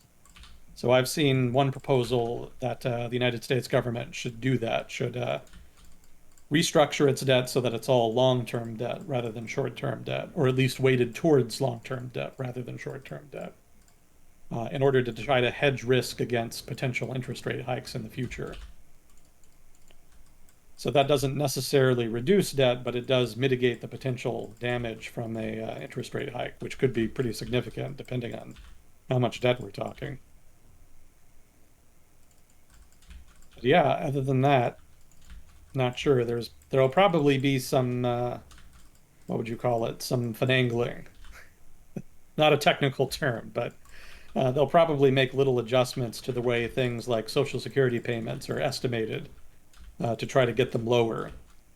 And they'll probably do that very quietly. Right now, Social Security payments are adjusted for inflation, but hypothetically, you could reduce the amount to which those adjustments are made.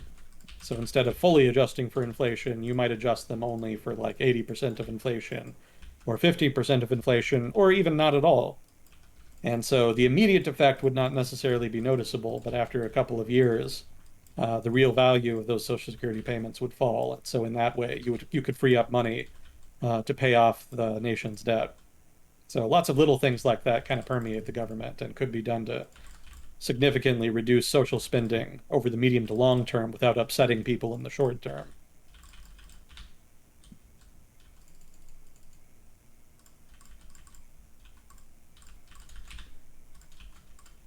Let's see. Oh, and just to kind of cap off a previous thread of discussion, we were talking about on-ramps and off-ramps for the Russian government. Mm-hmm. One argument in favor of having on-ramps, off-ramps. One argument in favor of having off-ramps available for the Russian government is that even if the Russian government is not really interested in taking an off-ramp, if we have one, then that disincentivizes them from taking more extreme action. If they find themselves cornered and feel like they're kind of running out of options, if they see an off-ramp, they may take it out of desperation. But if it's not available, then they may do something extreme out of desperation instead. So in that sense, it could be a useful safety valve to try to deter potential high stakes, high risk action on the part of the Russian government to try to salvage their situation. Psychologically, there's a anchoring bias where if you start the conversation at a certain point, the person who's listening to that and engaging with you will often work from that starting point, even if it wasn't where they would have started it. An example for this would be like negotiating for how much a vehicle is worth if you're buying a used vehicle or something like that. The first number that you give them is a pretty big factor in what they're willing to pay overall, just based on how the conversation goes, because if you give them a high number to start with and they can negotiate it down, they'll feel like they did a lot of good work in bartering with you when maybe you actually didn't expect them to pay that price to begin with, but you wanted to anchor the conversation there. So similar to that, giving an off-ramp, it kind of anchors the conversation in more of a way where they are set up to think about de-escalating, because it provides incentives, and then they're negotiating from that starting point, as opposed to a threat, which would be the opposite of saying, if you guys don't stop, then we're going to step up the aggression and play back at you. Yeah, that's an excellent analysis. Yeah, it gives you a starting position, something to work from, and it acts as deterrence. So very useful in those senses. So Agent Smith, he's saying we need to build some ramps. It'll be handy. Just a little hedge against the potential for a thermonuclear holocaust. Which just a little. Is not good for pretty much anyone. Yeah, that ends badly. Oh, can I just really quickly point out here that if there was a war between Russia and the West, it would not inherently become World War III. And I guess World War III has basically become shorthand for nuclear war. But to be a nerd here, technically, if it's just Europe, as in Russia, Western Europe, and the United States, it's not really a world war, since it wouldn't really include other parties. So I just wanted to nitpick a little bit there. World War III would not be an accurate assessment of the conflict that would break out as a result. I know people say that Russia has allies that would come and fight for them, but we've talked about that before. Russia doesn't really actually have allies per se, outside of CSTO anyway. Like China and India are not going to blow themselves up fighting for Russia. Like, it's not going to happen. It's really not in their interest. China in particular has been showing that they're really, really not interested in taking risks on behalf of Russia right now.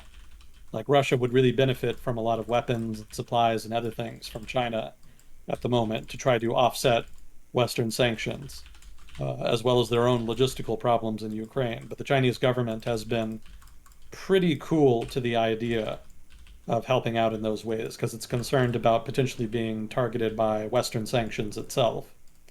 And it has much more to gain by not being sanctioned right now in terms of their industrial policy and development plan than they would get by getting sanctioned, but also helping Russia. So the cost benefit is just not there to just bail Russia out of this. And I would add also that the Chinese government was probably told that this war would be over quickly and would not be a big deal. So it's not as though they were consulted about a potential commitment to a long-term confrontation with the West. They were told it was going to be costless, and now that they've been proven wrong, now that that statement has been proven to be wrong, now they're having to reevaluate things. So the early bravado when they were saying that Russo-Chinese relations were as close as they'd ever been, and they had an all-weather relationship, and there were no limits to the partnership, all of that is kind of being shown now to have just been for show. It was basically just theater. Now that the Chinese government actually has to choose between incurring costs in order to support their friend, it seems they're not so interested. So I would extrapolate that to a potential outbreak of World War III. If there were a conflict, a nuclear exchange in particular between Russia and the West, China's not getting involved. In fact, I would say, especially if there was a nuclear exchange, China is not getting involved. The Chinese government is going to have no desire whatsoever to get nuked because Russia can't invade Ukraine. Yeah, China's been making some pretty substantial headway just over the course of the past several decades and expanding their economy and stuff. So getting involved into a major military conflict, it doesn't really fit with their behavior up to this point. It seems more risk averse rather than focused on adventurism. Yeah, that's been very much the trend. They've been doing more of this thing too, kind of referencing Taiwan, which a lot of people ask about, is they haven't been taking like military moves at it. They just call it theirs. That's their strat. It's like, no, that's ours. They're part of China overall. They're not like going in there and changing the flags and the writing on the wall and stuff with tanks and military equipment, but they are they're telling the world that it's Chinese Taipei, which is a softer approach. Mm-hmm. Still could result in a similar outcome over a long enough period of time. Like if you look at Hong Kong, it kind of gradually shifted to be more and more in China's control to the point where they have these big protests and the protesters end up losing with what they want. But jumping into the fray with Russia sending a whole army doesn't seem like what their strat is right now. Yeah, they're, to use Civ terminology, they're going for an econ victory, not a military victory. Mm-hmm. Yeah, there's no need to take big risks like that. It offers no real advantage. What they need from Russia is natural resources, and that's about it.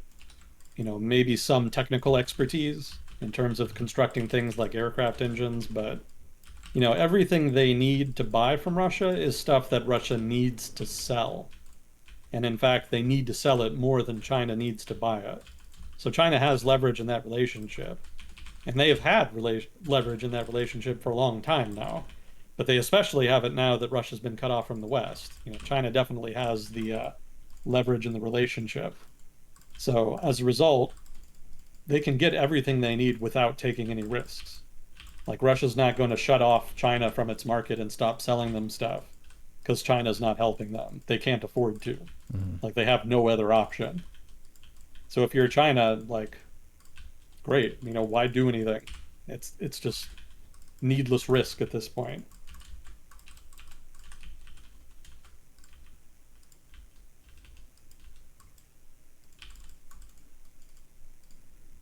Let's see, what is the condition of Ukraine's artillery? This was one of the questions. What is the condition of Ukraine's artillery? Is it being used offensively and defensively? Yes to both, from what I've seen. I actually saw a YouTube video. Actually, this is kind of funny. There's been a lot of volunteers that go to Ukraine. Some have been more effective than others, but one of the more well-known ones has been a French-Canadian sniper named, I think his call sign is Wally or some such. But he actually had a YouTube video that he put up, and he kind of talked about some of his experience fighting in Ukraine. And one of the things he kind of casually mentioned that I kind of picked up on and put in my notes, he mentioned that Russian and Ukrainian artillery were engaging in artillery duels, which is interesting. I can't remember the last time I'd read about an artillery duel. But basically, what he said is that, the Russians will fire a couple shells in one area, and then the Ukrainian artillery will fire back at them. basically just to show that, they were still there and that the Russians had missed. And not only that, but they would fire as many shells as the Russians had fired, and then some extra, just to kind of send a message. But then the Russians would retaliate and fire even more, and it would just kind of go on like that. So apparently, yeah, there has been some artillery dueling at least, and that kind of partly happens defensively, depending on who fired first. But more it's kind of trying to establish control over an area. You don't want the enemy's artillery to be able to just fire uncontested. I don't know that the Ukrainians have a lot of counter battery fire capability, but I have read about some countries in Europe that were thinking about sending them some radar systems and whatnot. So they may be able to better target Russian artillery going forward. But for now, it's kind of more symbolic when they duel like that. But I have read about artillery being used as part of like offensives. Like I've heard about, I got in trouble for this. I mentioned that the Ukrainians had used artillery to shell Russian positions in Irpin. And my point there was not to say that the Russian propaganda is correct in saying that the Ukrainians are damaging and shelling their own cities. That wasn't my point. I was just mentioning that Ukrainian artillery is being used against Russians in urban areas and that there may be some collateral damage there. I'm not saying that the Russians are not responsible for the vast majority of damage in Ukrainian cities. They are. But Ukrainians technically have been firing on those positions there. So technically, they have been firing on those cities, or at least on targets in the cities, rather. But yeah, that's an example of an offensive use of artillery. And I'm sure they've been using them defensively as well. You just haven't seen it that much. There was like a whole spat of videos actually of Ukrainian artillery on in like the second week of the war. But beyond that, they kind of keep a low profile. Perhaps understandably, like if the Russians find a Ukrainian artillery position, they're definitely going to try to hit it with like a cruise missile or aircraft or something like that. So they're probably having to try to hide their positions and stay mobile, since the Russians do still have an advantage in terms of long-range fires. But yeah, Ukrainian artillery definitely a factor. And I assume that it has not been substantively suppressed, since I still see a lot of video evidence and mentions of it. But I could be wrong on that. I guess that's speculation on my part.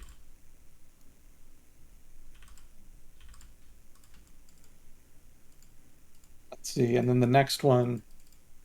Next question. Oh, and if I don't answer the question to somebody's satisfaction, or if I miss the point of a question, please feel free to ask again. I can be dumb sometimes, perhaps even a lot of the time, depending on my condition. So I'm happy to return to a question if you're willing to kind of ask it again so that I can kind of get the point. But next question here, how effective do you see Russia's propaganda machine right now? Originally, it was caught out a little bit, but the far US left and right have been towing the Russian line, with exceptions. Do you see it as stronger, weaker, or the same as compared to pre-invasion? I guess I would ask here if you're talking about domestic Russian propaganda or if you're talking about international Russian propaganda, because those are kind of two different targets that the Russians have been focusing on. You mentioned far left and far right in the US, so I guess I would infer then that you're talking more about the international audience for Russian propaganda. There's always been contrarians in the West who sort of take the view that, depending on the perspective, that the Russians are right and the West is wrong, to kind of put it succinctly. And that if there's a war in Ukraine, it must be because the West engineered it, because they want regime change in Moscow or something. Biden got in trouble for saying that recently. That's a whole other discussion. We can get into that later. But yeah, there's sort of this school of thought that Russia is the victim here. And that school of thought has been around for a while, basically since 2014, if not before. And it's never really held up to scrutiny very well. Certainly there have been things that you can criticize the West for vis-a-vis Ukraine, but for the most part, it's always been oversold. But now, a lot of that has been discredited just because of the invasion happening at all. Because one of the things people on the far left and the far right, not just in the United States, but just sort of in the broader Western world, were saying is that the United States was lying about Russia preparing to invade Ukraine and that it would never happen. and then it happened. So that did a lot of damage to their credibility just by itself. And one of the things I've read is that Vladimir Putin here, by prosecuting this war in the way that he has not only done damage to Russian propaganda outside of Russia, but has also done a lot of damage to populism in general. Because Russia sort of tied itself up with a lot of populist movements in Europe and the United States. And for a while, that worked pretty well. But now that Putin has basically become the devil, in the eyes of the Western world, a lot of those movements that he had supported are guilty by association, rightly or wrongly. And the result is that they're losing a significant amount of political capital. Even a lot of the far right guys here in the United States who had been pretty pro Putin and had kind of run their mouths a lot about, wanting to stay out of Ukraine and how Ukraine was corrupt and we shouldn't be helping them. Now they've basically reversed their rhetoric. They're either just not talking about it, or they've shifted to more of a pro-Ukraine stance. So that's been a dramatic shift there politically for a lot of people, and that just illustrates the significance of that break. And I've even heard one guy argue that this was basically the end of populism in the Western world, or at least more accurately, this present iteration of Western populism. I think that's a bit optimistic, but certainly they've taken a hit here, and it could be that we're sort of seeing the decline of this populist era that we're at as a result.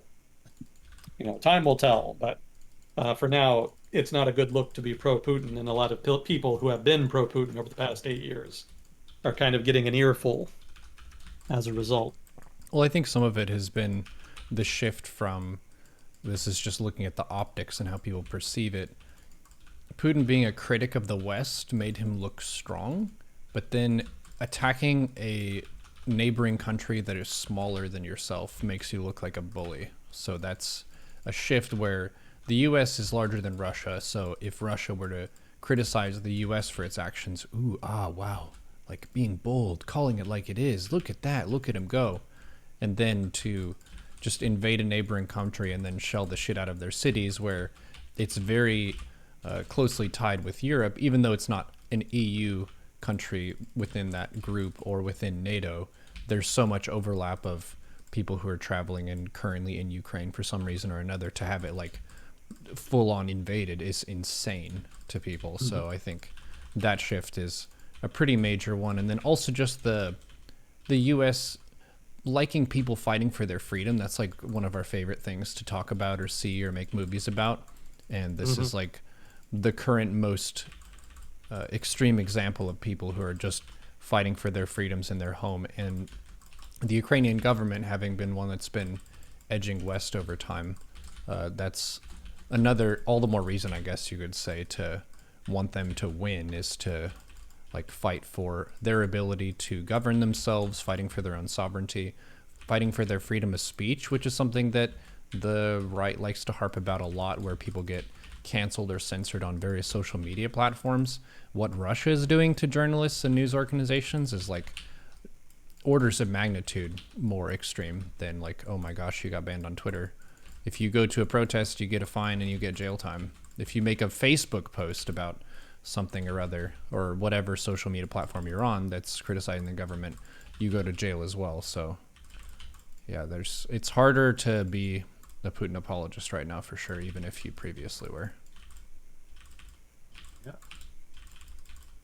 So I don't think Russian propaganda, I guess to answer the question more directly, I don't think Russian propaganda has, I think Russian propaganda rather has definitely become way less effective now.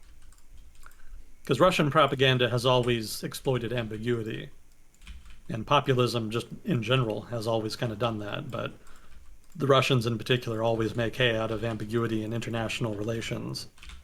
But now there's no ambiguity, like they invaded a neighboring country. Like you can't spin that. It just looks bad. So any effort to try to spin it is just tainted by association. Like anytime you hear somebody say, yeah, well, but, and you immediately kind of tune them out.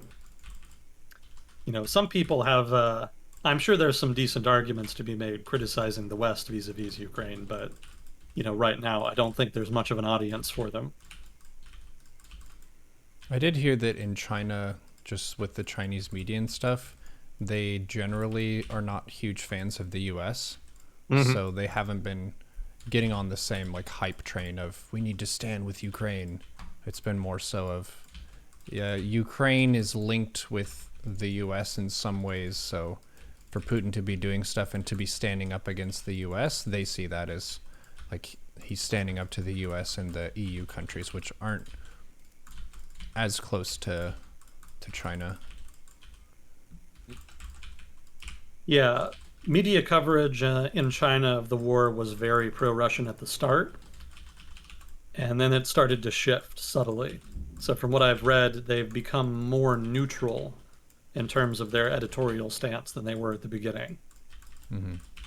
And I think that signifies, the obvious, the obvious dissatisfaction of Beijing that the Russian government was basically either lying or misrepresenting, or at least was wrong about the war being short. And there's also people in China who, even if they don't like the United States, anti-Americanism is definitely a prominent feature there. They still don't like what's happening, although that particular opinion has been suppressed online. But if you talk to people, I mean, I have friends in China that I've talked to, and I've asked them about Ukraine and their perspective and whatnot. And in general, they're apathetic. People in China are like people everywhere. They don't know or care what's happening outside of their outside of their country. But in so much as they do care, in general, they're sympathetic to Ukraine's position. But yeah, the overall media representation has been very more neutral at this point. Although it's worth mentioning that it has not changed its anti-American contours. They've still very much present the conflict as one that was instigated by the United States as a part of some kind of maybe conspiracy. I don't think they've necessarily framed it as a conspiracy, but let's say U.S. misbehavior. U.S. recklessness caused this war. Basically, that's the representation of it in China. But they don't really present it as being like a Russian triumph anymore, like they used to. So that at least has changed.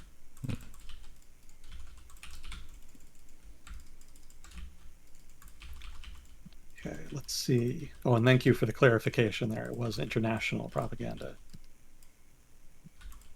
So the next one was, oh, and thanks to Fuzzy Cord for handling questions. It's appreciated. If the sanctions against Russia had not been as strong and unified, would China have attempted annexation of Taiwan, as they were signaling earlier in the invasion, or would China have agreed to provide military equipment to Russia? Probably.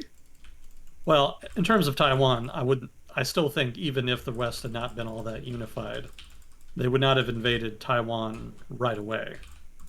I don't think that would have been a signal for them to just go and launch an impromptu invasion of the island. I think more likely the effect would have been to increase the likelihood that China invaded Taiwan at some later date. Because as is, even though they technically want to reincorporate Taiwan into the People's Republic of China at some point, the government has always left that date ambiguous. It's something we'll do eventually, but they're never really specific on when. So if the response had been weak, it would have been relatively more likely they would have done it, in the next 10, 20 years, but not right away. I think it's something that they would have planned thoroughly before they did it. And so I don't think it would have been like a short-term decision as a result just of the West's response to Ukraine.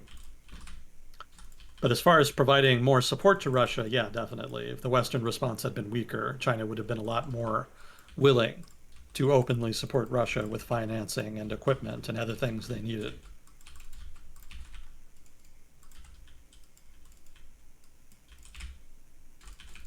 Let's see. Oh, yeah. Please comment on the redefining of the baseline M1 metrics to M1 SL. What are the fundamental concerns on the ripple effects to M2 and M3 metrics? I think I did read about this like last year, but I don't remember the details, so I can't actually answer this. I'll try to make a note here to look into that. But yeah, I do remember there being some consternation about the redefinition of MS, or M1 rather. and about how it was going to, I think, what was the criticism? I want to say it was that it was going to downplay inflation, is what the criticism was. You know, For some people who people were don't know saying, what these M's mean, what does this mean? I don't understand the question because I don't know what all these M's are. oh, okay, so there's a thing called money supply, and that just refers to the amount of money in the economy. And so you might think that it's a pretty simple thing to calculate the amount of money supply, given that the government should be able to track it, but that's not actually true. It's actually kind of a tricky process because a lot of dollars are basically just digital dollars that exist only on accounts, and banks just kind of lend money out willy-nilly, you know, almost regardless of how much they have. They do have reserve requirements, but they do lend out quite a bit more than they actually have. So the result is that the actual supply of money is very difficult to estimate at any given time. And so there are different metrics by which the Federal Reserve tries to estimate money supply. And M1, M2, and M3, and M1SL, I guess, are all different measures of money supply. And don't ask me what they are. I totally do not remember. It's been way too long since I've read about them. But yeah, basically they're just different. I think the way it works, just to kind of give some meta commentary on this, I want to say that M1 has the broadest definition, and then M2 and M3 have increasingly narrow definitions. Or maybe it's the other way around. I don't even remember that, come to think of it. But basically, yeah, there are different definitions that you can add in order to account for different sources of money, in order to try to increase the accuracy of the estimate.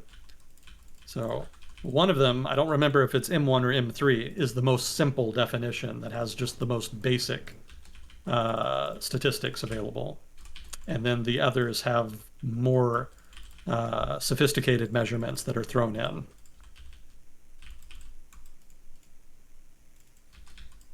But yeah, I'll have to try to read about that.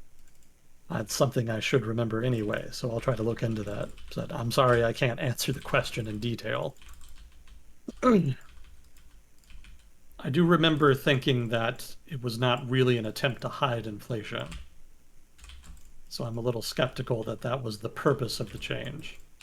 But I would have to read more about it to kind of rationalize that argumentation. So I won't really invest too much in it at this point. So let's see. Unsatisfying answers with John Smith. Let's continue. How important was the Biden administration strategy of, quote, pre-calling Russian shots, end quote, with regards to Ukraine, to sanctions and Russian credibility?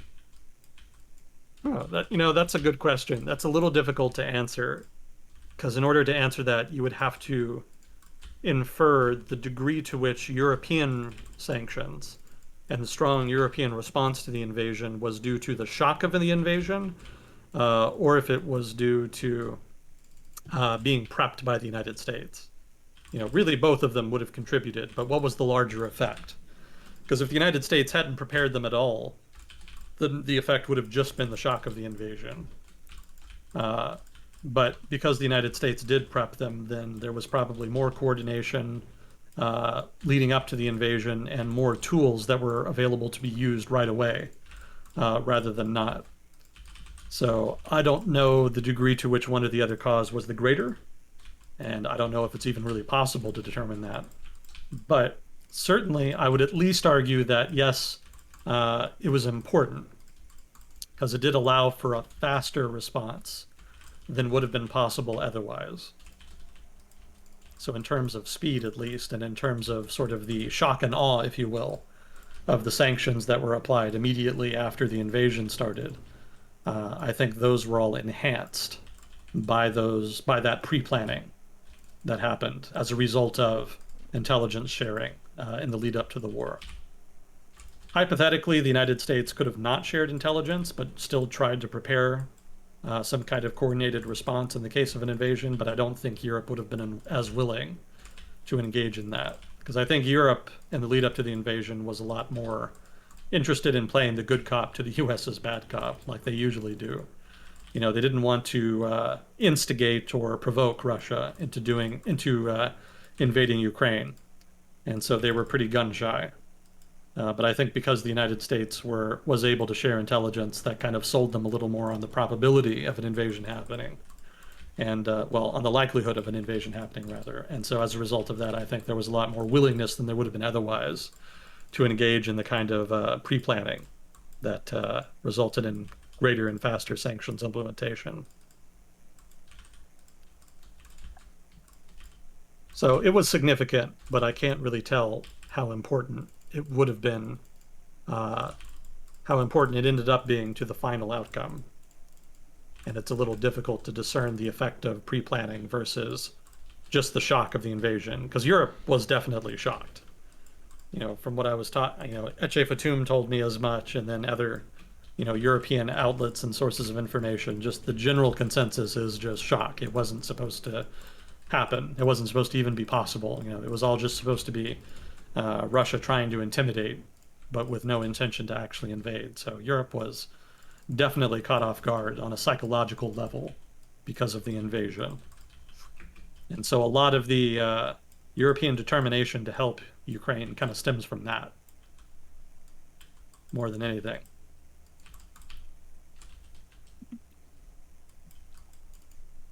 Let's see, that's all we had for questions. Are we doing okay on time? Yep, about 50 minutes to go. Wow, it's amazing how quickly we blow through these.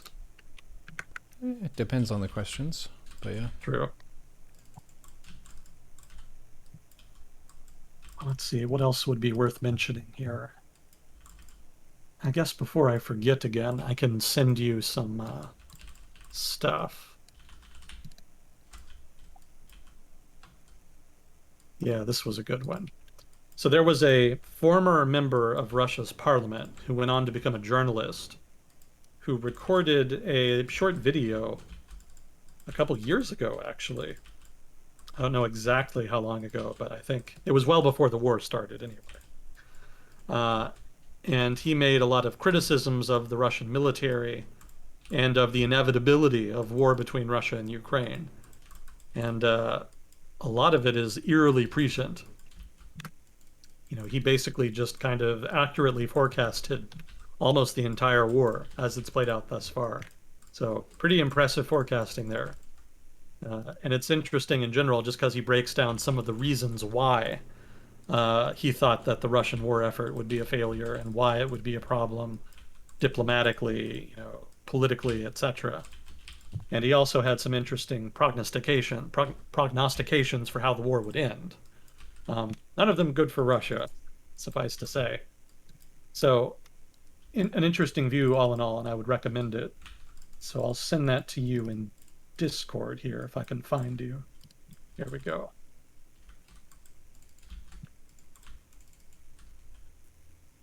Let's see. So that was pretty interesting. Some other trivia here.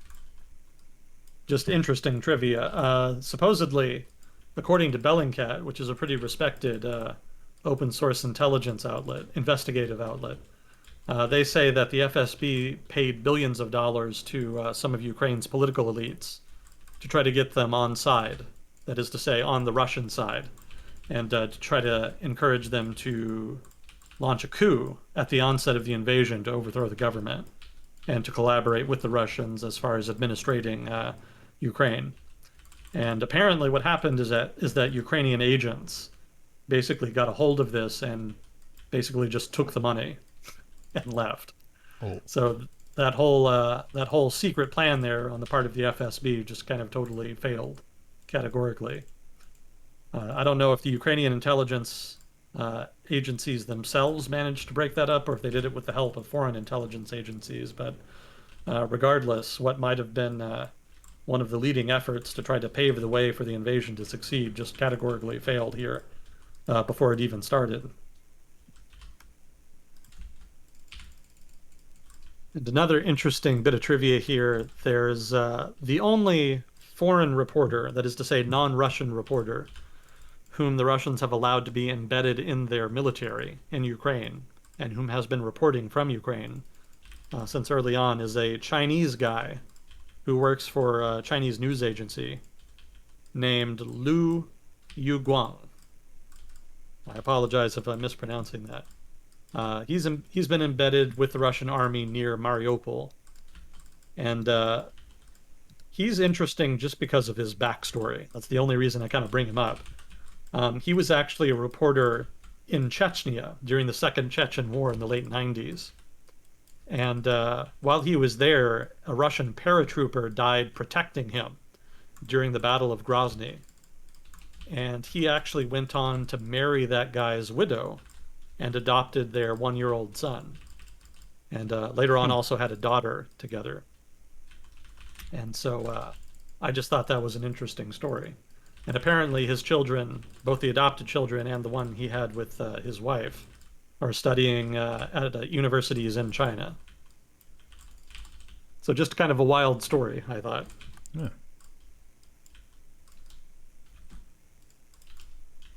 Oh, yeah, and there was the Biden thing. Have you heard about this? This was Joe Biden making some comments about the war in Ukraine while he was in Poland recently. No, but I did see pictures of Biden chilling with some Air Force people, I think, who were there. What did he say? Well, he was basically just making some generic comments about the war and how, the West supported Ukraine and criticizing the Russian invasion. But then at the end of his speech, he added a sentence, and it's kind of been speculated that he may have done this on the fly, that this was not meant to be a manifestation of US policy. But regardless, the Russians didn't like it. So what he said is, for the love of God, this man cannot be allowed to remain in power. And he said that in reference to Vladimir Putin. Mm-hmm. So to a critical ear, that sounds an awful lot like a call for regime change. Mm-hmm. And of course, one of the big criticisms of US foreign policy is the US has been very much into regime change, too much so. And the Russians in particular have been sensitive to the US preoccupation with regime change. So that being the case, the Russian government and the Russian commentariat freaked out and said that the United States government was trying to overthrow the Russian government. I don't think it is. I don't think anybody really wants an overthrow of the Russian government or a Russian civil war, because Russia has thousands of nuclear weapons, and there's no telling what would happen to them if the Russian state collapsed. I think at most the United States would hope that Vladimir Putin would step down or would be otherwise deposed in some way, most likely by somebody already within the government. That would be less risky than a full-on collapse of the Russian state. Certainly one that would, certainly the kind of collapse that full-on regime change would entail. So keep in mind, regime change entails not just the replacement of a leader, it entails the replacement of the entire regime from top down. And as I've mentioned before, the regime that runs Russia right now is definitely dominated by Vladimir Putin, but it also extends well beyond him. The Siloviki elite in Russia play a major role in keeping Putin in power and running the government. So regime change would involve removing them as well as Putin. And that would create a serious vacuum in Russian politics, and there's no telling what would fill that vacuum. So I don't think Biden was calling for regime change, but given the tensions between Russia and the West over Ukraine and the possibility of, again, thermonuclear holocaust, you would hope that he would be more careful with his words. Yeah. He's on the older side, so I think one of the things that people have been criticizing Biden for is he'll just say like random shit sometimes, which as Americans, I will say that we are now used to our president saying random shit. And I was kind of thinking to myself, like, if you're looking at our recent presidents, we just look for the oldest person we can find and we put them in office. But that is a freedom that I would say that I've been grateful for recently, is being able to say that your own president or your own prime minister is crap. That's a fundamental freedom that allows you to contribute to the marketplace of ideas and contest or criticize whoever is leading. Trump obviously had a lot of problems with how he led. Biden, he's not a perfect leader, so you've got to be able to think about what they're saying and how that impacts other people. The amount of like banter and shit talking that comes from Russian propaganda, it seems like, shouldn't we be allowed to like throw some punches too with all the threats and things that they say, but it's part of the word games, which is like its own meta battle. You have the physical battles that are being fought on the ground, in the skies, between countries and factions, and then you have the informational battle of trying to get more of the world on your side with what you're doing and try to make the world see you as the good actor as opposed to the bad actor, which is it's a language game, but it's also based on the behaviors that they've seen you carry out over the past X amount of time. Yeah, there's a little bit of tit for tat there. Mm-hmm.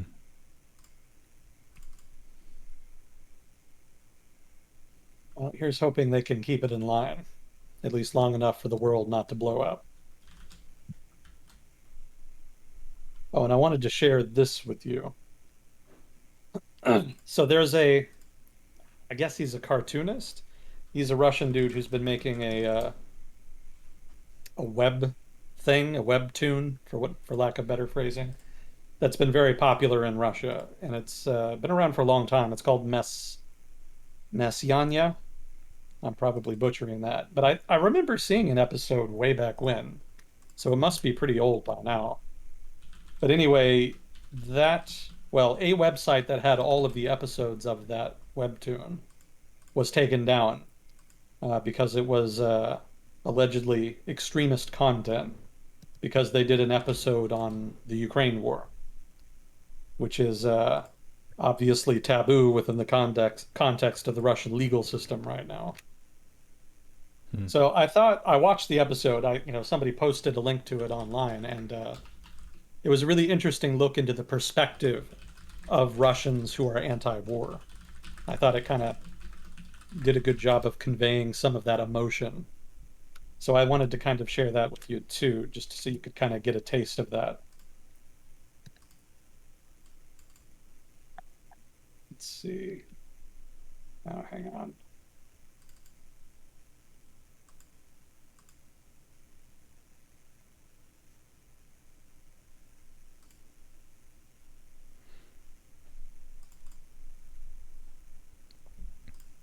There we go.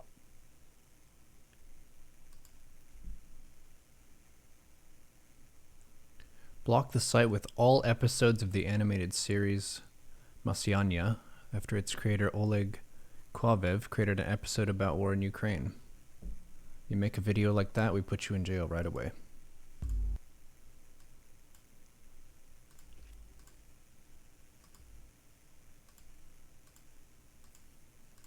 Yeah, I would encourage anybody interested in the Russian perspective on the war, or more accurately, a Russian perspective on the war, to kind of watch that. I'll just link the YouTube video of that in the chat. Yeah. Thank you. It's definitely well worth the watch, I feel. And it has subtitles? Yeah, it's got subtitles. Or at least the video I watched had subtitles. Oh, you can turn on closed captioning on YouTube if you click the CC button. Cool, I'll check this out.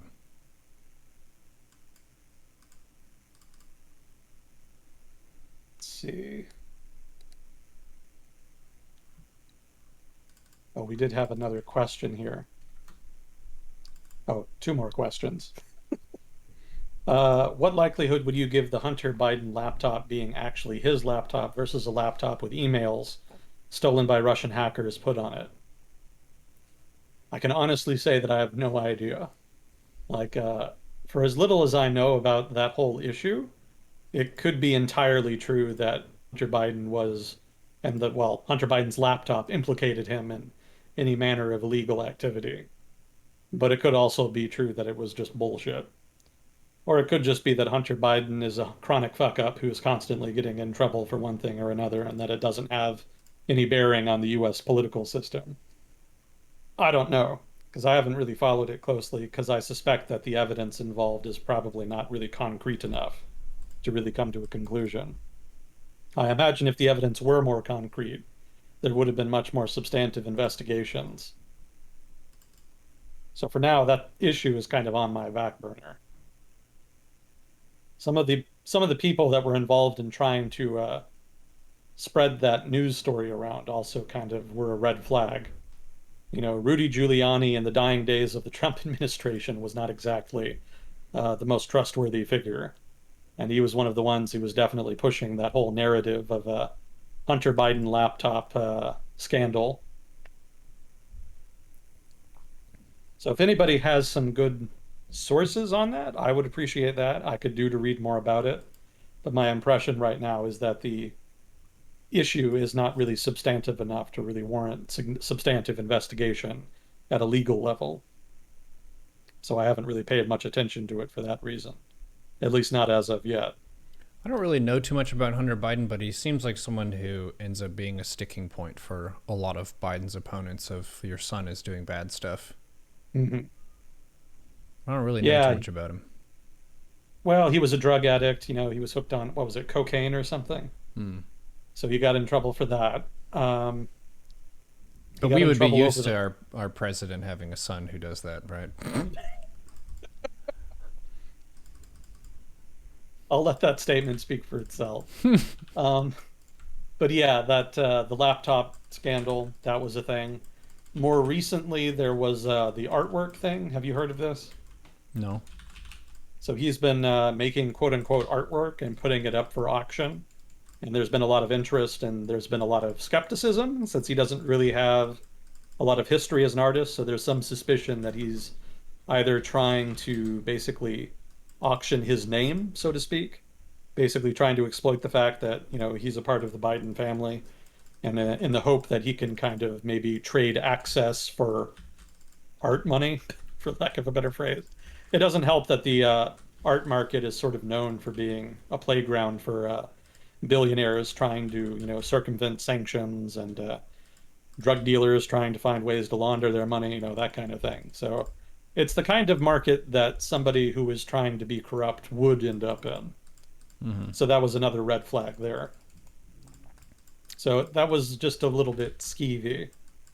It could be, though, that he was just being a dick. Or, could this be that he thought if he put up some art, then he could just trade on his fame and make some easy money? That's Yeah, also possible. a quick scam that I just think of here is you've got many artists who are fighting to pay rent, and it's just really tough to get your name out there. And if you have the name Hunter Biden, wow, Hunter Biden did this, imagine his perspective, and like people already know who that is, so they're already interpreting and increasing the value of the art from that, when it could just be he went down to a local town to see some up and coming artists, and you're like, hey, do you have some stuff? I'll go halves on a pie with you. And you put it up for sale for way more than that person could physically sell it for. And then you're just generating revenue for yourself. Or if you're taking the drugs route, you could say, oh, well, what is this piece of art here? It's a heap of cocaine in a box. Oh, that's what it represents? No, that's what it is. Do you want to buy it? Yeah, it's true that the art community has eclectic tastes, shall we say. So it is possible that there may have been genuinely interested buyers in Hunter Biden's artwork. Eclectic is a very nice way of saying it. You could have said silly there. There was one that we went over during philosophy with Eche Fatum talking about value of stuff and perceived value. Yeah, And I this remember that. ridiculous one was this, it's a regular banana that a person duct taped to a wall, and some very rich person as a flex bought it for like 300 grand or something absurd, where any regular person seeing this expense is like, that's the stupidest thing I've ever seen in my whole life. But for this guy, he got to be like, I'm so rich that I can do this, and this is art, and I'm purchasing art. It's silly. Nevertheless, the banana lasted about as long as any other banana. I Yeah, haven't really done a yeah, follow-up on that one, but yeah, art can get silly at times. There's probably certainly not the skill best involved investment. in a lot of it, but Yeah, well, the banana specifically. specifically the banana is silly, and I'll go on record saying that that was a silly purchase. And even if I had that much money, I wouldn't even consider that. Yeah, be careful with your money, folks. You don't want to end up like that guy that blew, what was it, $100,000 on Tom Brady's retirement football? Oh yeah, and then he unretired. Yeah. Dude, do you think that Tom Brady set it up? As a scam, he could have. Anyone who's conspiracy theory minded could be like, Tom Brady set this up. He actually has the account of the guy who purchased it for a whole bunch. No. Well, Brady must be a multi-millionaire by now. Oh, certainly. 100K is small a change for him. Certainly. But maybe he just really hated the guy. Let's see. Oh yeah, and then what? Hunter Biden has been involved in some other issues too. Mm-hmm. Just trying to remember one of them. It was just in my head a minute ago. I'm sure we have some conservatives in chat who know them by heart. maybe they can, maybe they can pitch in here. Man. All right, it's not coming, but I know there's more. I know there's more because I remember him being criticized for some other stuff as well. But yeah, in general, I can't really comment too much on the whole laptop situation. I didn't really think that much of it when it happened, and there hasn't been much new information since then to change my mind, but maybe somebody who's dug deeper into the story would know better. Okay, and then the last question we have. In the news recently, they stated there may be a food shortage too, given Russia's takeover. Have there been any statistics on that and or any places that may be hit harder? Things people may do, etc. Okay. Yes, there's going to be some, well, I don't know that there's going to be food shortages per se. There's at least going to be food inflation.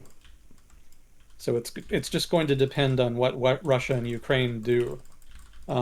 So the reason that there could be a food shortage is if Russia and Ukraine impose export restrictions on the export of food. Because it could be that both Russia and Ukraine are in sufficiently economically dire straits right now that they need all of the food they're producing so that they can not only feed their soldiers, but also feed all the people who are dislocated, refugees, or who lost their jobs because of the war or what have you. On Russia's part, the issue is just more of the economy kind of taking a significant hit. You know, there's going to be a lot of unemployed people. Food is going to be more expensive. So if they can ration food, that's going to significantly help mitigate the fall in quality of life in Russia. So for those reasons, export restrictions have been considered. And if they do that, it's going to have a significant impact on the global food market. I mean, Russia and Ukraine together comprise a pretty disproportionately large share of the world export market for grain. I want to say it's something like 25%, which is a lot. So if they do that, not only will there be food inflation, but there will be actual food shortages. And that's going to create big knock-on effects as far as the Middle East in particular, which I believe is the world's leading importer of Russian wheat. So that's going to be a big deal. What'll happen is that, for one, food subsidies will have to be cut because food will just be too expensive for the government to really be able to afford it. It may be that they're able to borrow money and avoid doing that, but in that case, they're going to have debt problems later, probably. A lot of countries that are food dependent on imports from Russian agriculture are not really in the best financial straits right now. You know, Egypt in particular comes to mind. You know, the Saudis will be fine. The GCC will be fine. They have enough money to just buy from anywhere. But Egypt is not exactly rolling in cash right now. They've been improving economically over time, but it's been pretty marginal. And the kinds of pressures on the budget that are going to be caused by not only food subsidies, but also fuel subsidies, which are also stressing the budget, are going to be pretty big. So either they take a hit to their credit rating, basically, by taking out a huge loan to try to cover the price increases from the food shortages and the food inflation, or they cut the subsidies and they have a massive problem with unrest. You know, keep in mind, one of the major contributing factors to the Arab Spring was high energy prices and high food prices. And they really haven't been this high together at the same time since then, since 2011. So that's a big red flag right there as far as stability in the Middle East, if not, a lot of developing countries in general. And there could be problems, suffice to say, if the Arab Spring was any indication. I don't know if we're likely to get another Arab Spring, but it's at least possible. So keep eyes on Egypt in particular, if not also places like Iraq and maybe Syria. I don't know if Syria even has the money to pay for food imports at this point, but certainly they'll try. Let's see, what am I missing here? Oh, have there been any statistics on that? Yeah, there's the 25% number is the main one. Whether or not the export restrictions is sort of the key thing. I don't know if they've actually gone through with that yet, but I do remember reading that they were seriously considering it. And let's see, any places that may be hit harder, Egypt, and then also, so the thing is, Egypt imports a lot from, that is to say, imports a lot of wheat from Russia and Ukraine. But even countries that don't directly import a lot of wheat from Ukraine and Russia are still going to be affected rather, because of inflation. Food is going to be a lot more expensive. It was already getting more expensive because oil prices have been going up, and oil is a key input in the production of a lot of things like fertilizers, gasoline for tractors, gasoline for trucks that move produce. Like there's a lot of different components of the agricultural supply chains around the world that depend on oil. So that by itself was leading to food inflation. But a collapse in supply is just going to make that way worse. So food insecurity in the developing world, and especially in the poorest parts of the developing world, is a serious threat right now. And it's not clear just how bad it would be, because we have food in storage. We could send food aid, and there are substitutes to wheat that could be sent in. But if it gets bad enough, there could be substantive starvation, just depending on the response. And, there's going to be places like Yemen or Ethiopia where there are active wars going on, where even if there is a strong response to try to alleviate starvation, it may be that that aid just can't get to the people who need it because of the conflict. So those places will, in particular, be disproportionately affected. So I guess in that sense, the answer to the question is are there any places that will be disproportionately hit? My guess would be Egypt, Yemen, and Ethiopia, just off the top of my head. Western markets will be fine. We have plenty of food. And what we can't produce, we can just buy. So no significant danger there. But yeah, not great to be in the developing world right now. Inflation was already kind of kicking their ass, and now they have food shortages on top of it. Not a fun time. Nope. We are in a period of instability for sure. Let's see, is Mass Neotech here tonight? Moss, if you are here, you may make yourself known. I don't see him in the chat. Yeah. Okay. Well, I just mentioned it because he asked me to look into something on Twitter, and I actually did draw up notes on it and stuff, did a little bit of research. So if he was here, I could kind of give him an answer, but I guess we'll have to wait until next time. Let's see. And then was there anything else I wanted to squeeze in here at the end? I sent you that. Sent you that. There were some Russian factories that had to shut down because of lack of foreign parts. Both of them were defense related. One of them was a plant in Chelyabinsk in central Russia, well, in the Urals region of Russia. They produce tanks, I believe. Manufactures and repairs tanks, yeah, and armored vehicles. So they had to shut down for lack of foreign parts. And then the Russian Vimpel aircraft armament plant, located, well, I guess I don't have the location, but that plant also had to cease production. They normally produce aircraft missiles and bombs, but for lack of foreign parts, they've also had to shut down. So these are some examples of the early impact of sanctions.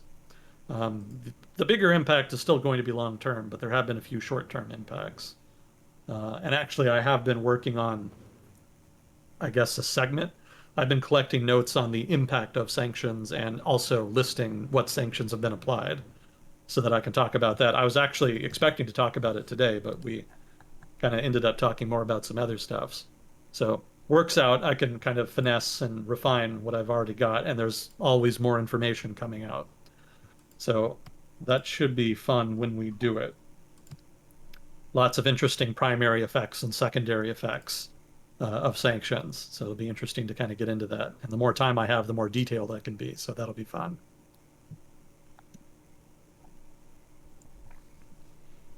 Yeah, Cool. I think maybe that's going to be it for today, unless there was something else you wanted to do. I wanted to thank you again for that hilarious intro. I do believe you in that you actually couldn't hear me for some reason, but it was a really good start to the episode. So if anyone in the comments, if you like that start, maybe he can just pretend to have mic issues again or sound issues again. That was really good.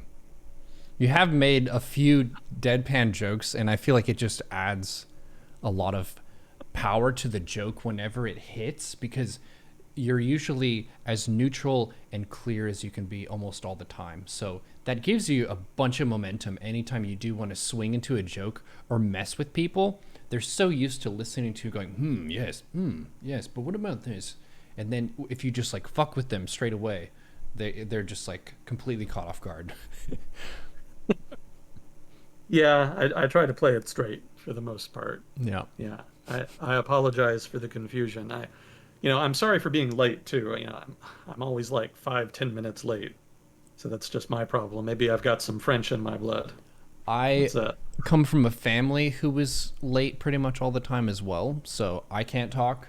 And I don't have a set start time for my streams most days of the week. So being late is okay. In my opinion, it's better to be late and happy than to be on time and grumpy. That's my opinion. Well, thank you for your indulgence. I appreciate it. All good. But Well, yeah, thank you for having me on again. It's always fun. I'm sorry I haven't been able to squeeze more information in. There's always more. I didn't even get a chance to talk about Japan. Have you heard about that at all? no. So Japan has disputed islands that are controlled by Russia. Oh, the Yeah, Russian exercises on those. yeah. Yeah.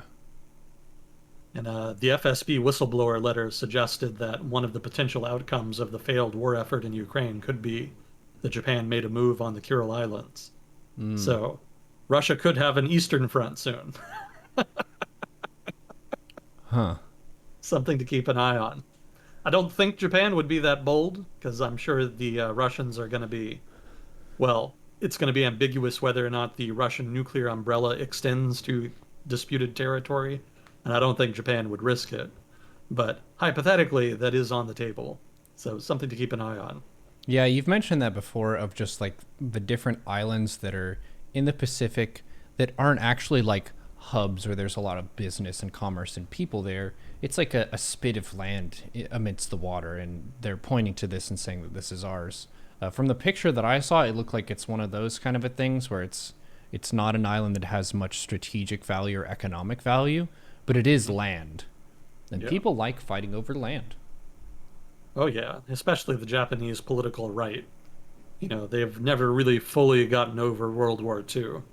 And so anytime they can try to make amends, so to speak, they take advantage of it. Mm-hmm. So the Kuril Islands dispute has been one of their sticking points. They've been hung up on that for a long time. Some trivia for you. You may have already known this. Japan and Russia never signed a peace treaty ending World War II. So technically, they're still at war. Hmm. And the Kuril Islands dispute is like the main sticking point to those negotiations. Interesting. Did not know that. Yep. World War II may not end before World War III. How about that? World War 2.5. There you go. Yeah. Well, I wish for peace for people. I hope that Ukraine is able to protect their sovereignty. I hope that Russian citizens can go back to business and resume things as normal. But I appreciate you coming on and giving us the information and the takes that you have found thus far for the week, Mr. Agent Smith. Yep. Thank you again for the opportunity. Much appreciated. Thank you, Fuzzy Cord, for handling questions, and thank you, chat, for contributing to the conversation. And we will see you on the next episode of World Discussion with Agent Smith. Yep. Thanks again. Talk to you next time. GG.